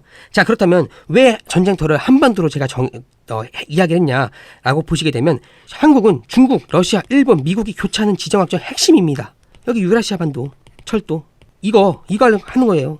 이해가 되세요? 지금 보니까 어젠가 제가 올려드린 글 보니까 중국, 러시아, 북한이 이거 하려고 철도를 만든다고 합니다. 근데 이 철도 만들기 어렵습니다. 왜냐면 유지보수가 들어가야 되고 그리고 이게 유럽까지 뚫려야 됩니다. 유럽이랑 교섭을 해야 됩니다. 그래야 돈을 벌 수 있는 겁니다. 유라시아 철도만 짓는다고 돈을 버는 게 아니라 이 모든 나라 무역국들이 이걸 가지고 무역을 해야지만 이 지정학 쪽에 있는 나라들이 돈을 엄청나게 버는 겁니다. 근데 유럽 지금 여기 개판 났죠. 여기랑 다. 미국도 안 되죠. 개판 났죠. 이거 지어봤자 의미 없습니다. 미국은 일부러 돈을 쓰게끔 만들기 위해서 얘네들끼리 뭉치게 만든 겁니다. 북한까지. 이해가 되시죠? 자, 그러면 한국은 제가 유라시아 철도 이게 처음이자 끝이라고 했습니다. 북한까지 포함해서요. 그러면 한국이 전쟁터가 나게 되면 누군가가 내를 먹을 수 있겠죠. 그래서 이 전쟁터로 인해서 중국 나가게 되고 러시아 나가게 되고 일본 나가게 되면 누가 먹겠습니까? 미국 혼자 먹습니다. 이거 하는 겁니다. 그래서 한반도를 죽이기 위해서 하는 겁니다. 우리가 자율통일할 수 있었는데 불구하고 친중이 들어오고 민주당이 들어와서 개판된 겁니다. 그래서 국가적 조직이 형성이 되어 있습니다. 나토부터 시작해서 PMC, 민간 지역 다 있습니다. 얘네가 결국엔 전쟁이 다 끝나고 치안 유지라는 명목하에 완전히 한국군을 대체할 겁니다. 한국군 자체가 없어질 거예요. 전쟁터로 인해서. 한국뿐만이겠습니까? 중국, 북한, 일본, 대만 다 없어질 겁니다. 그러면 견체 국가로 세워지기 위한 수단이 마련이 됩니다. 왜냐? 나토가 이 역할을 한다라고 300인의 위원회에서 진행을 했기 때문이죠. 이해가 되시죠? 자, 그러면 어떻게 됩니까? 하나의 글로벌 치안 군사 네트워크가 돼서 전 세계 시민 통제할 수가 있습니다. 근데 이게 나토가 아닐 수도 있습니다. 누가 하냐? 미국군이 하는 겁니다. 이해가 되세요? 이거 하려고 하는 겁니다. 그래서 나라의 군사권을 포기하는 방법은 지금 몇 단계야? 5단계가 있습니다. 군사 주권을 포기하는 거 유도하는 겁니다. 지금 뭐 하고 있습니까? 우리나라? 주적이 없대잖아요. 국방부 애들이 뭐 장관들이 주적이 없다고 하잖아요. 군사 주권을 포기하고 있잖아요. 여러분들 이해가 되세요? 군사 주권이라는 게 결국에는 주적이 있어야 되는데 주적이 없잖아요. 포기하는 거예요. 자, 2단계 자국 내에서 군 예산 축소 및 디지털 개편으로 전쟁이 바뀌었다 하면서 로봇으로 대체한다. 이게 군 축소 명분 누가 하고 있습니까? 민주당. 그리고 누가 하고 있어요? 이재명.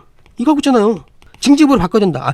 모병제로 바꿔야 된다. 그리고 뭐 인구가 많이 필요 없다. 왜냐? 오늘 로봇이 있기 때문에 로봇으로 대체한다. 이런 얘기 하고 있잖아요. 근데 웃긴 건 뭔지 아세요? 드론 군대 예산 편성을 대폭 줄였습니다. 누가? 이 새끼가. 그래서 지금 자국 내 군사 축소를 진행하고 있는 겁니다, 여러분들.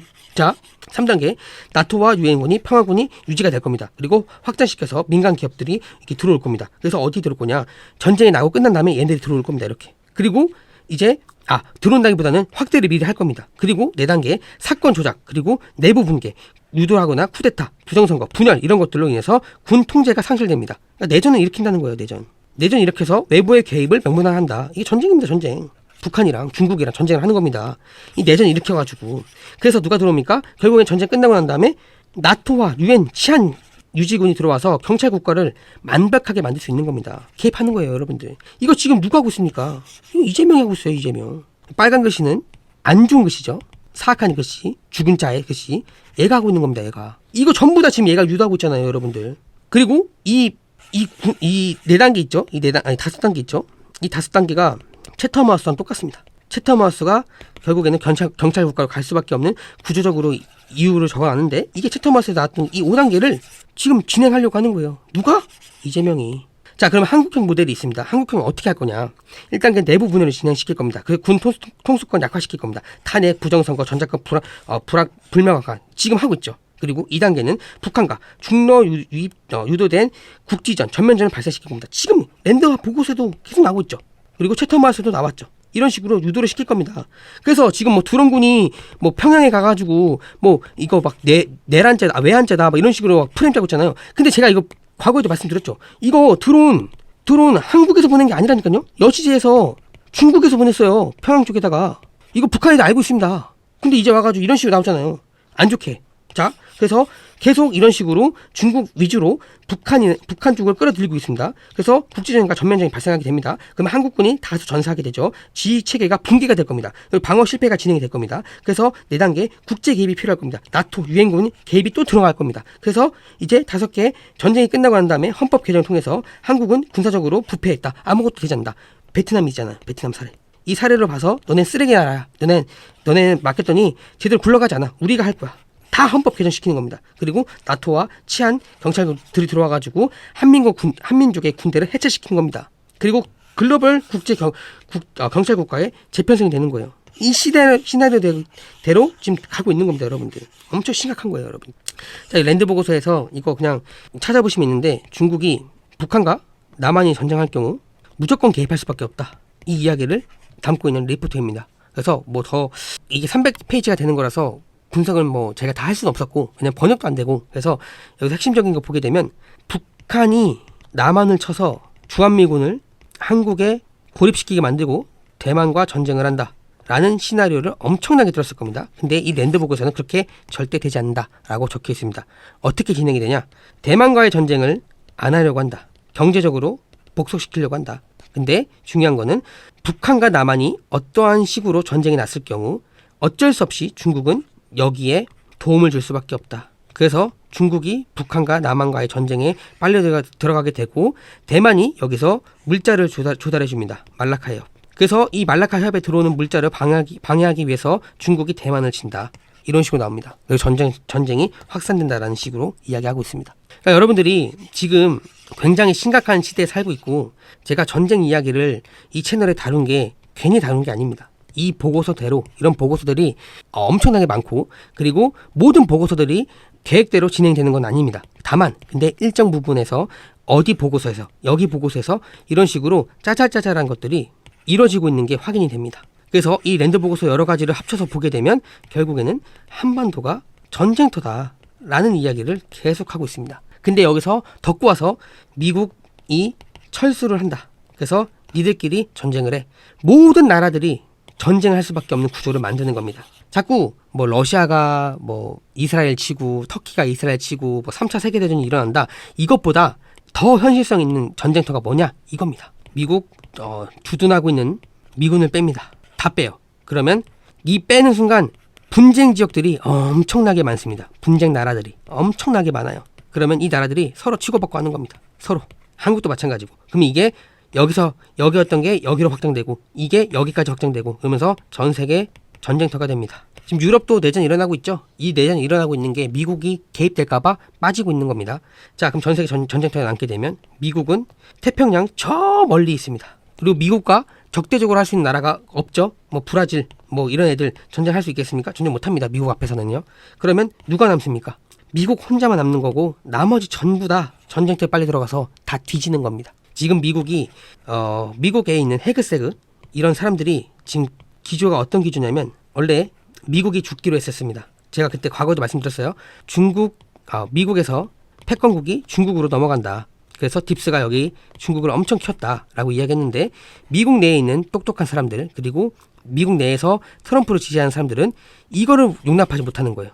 미국이란 나라가 좋은데 왜 여기다가 이걸 하냐. 환경오염도 되고. 그래서 이 사람들이 꿈꿨던 게 뭐냐면 과거에 있었던 딥스가 세웠던 계획은 3차 세계대전 이슬람과 기독교 이 싸움을 통해서 전 세계가 붕괴가 되고 중국 위주로만 살아남게끔 만들려고 했습니다. 근데 미국이 이 모든 판을 다 깬 겁니다. 이 헤그세그라는 사람이 어떻게 깼냐?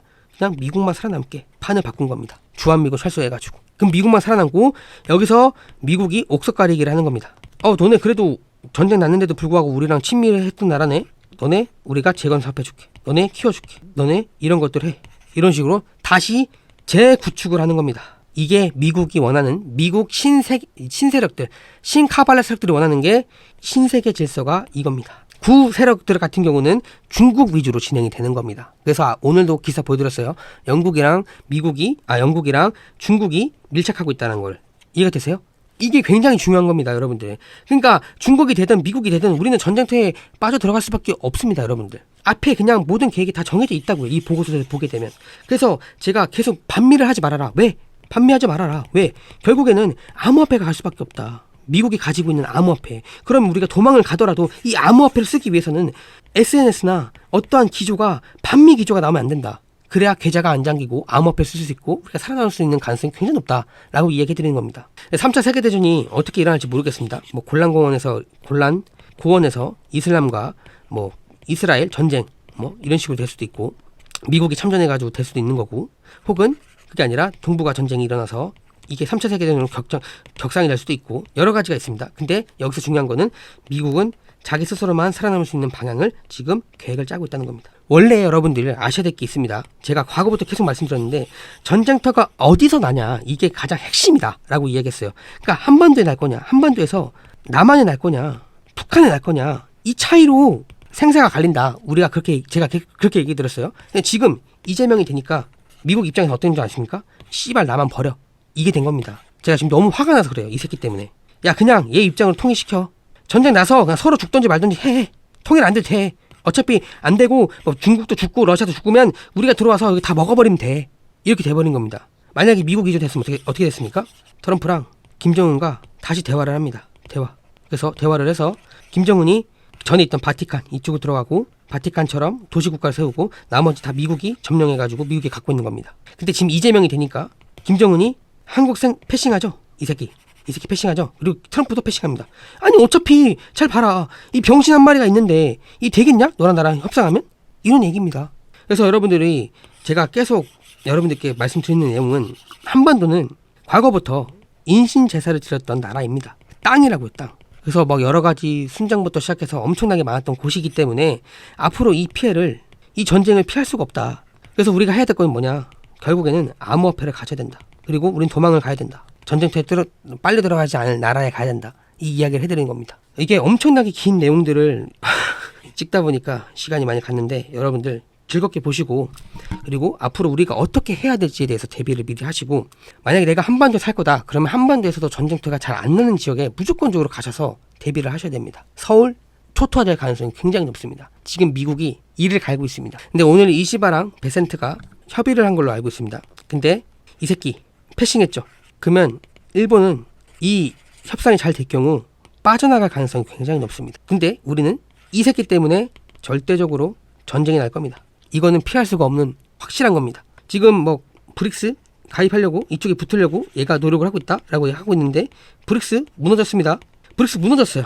중국의 시진핑이 핵심 축이었는데 안 나왔잖아요. 무너졌습니다, 여러분. 절대 될 수가 없어요. 우리는 빠른 시일 안에 이 새끼를 무너뜨려야 됩니다. 없애야 됩니다. 우리가 살 수 있는 방법은 이 새끼를 무너뜨리고 중국이 빨리 자멸하고 그리고 러시아랑 유럽 전쟁으로 적상이 되는 경우를 봐야 됩니다. 그래야지만 북한군이 이쪽에 빨리 들어갑니다. 그렇게 될 경우 한반도는 남한이 살 가능성이 굉장히 높습니다. 그러면 우리가 전쟁을 했을 때 북한으로 치고 들어가는 방향으로 갈 겁니다. 그러면 이제 기존에 있던 군사력 같은 경우가 들어가게 됨으로 인해서 많은 사람들이 살아남을 가능성이 굉장히 높습니다. 왜냐?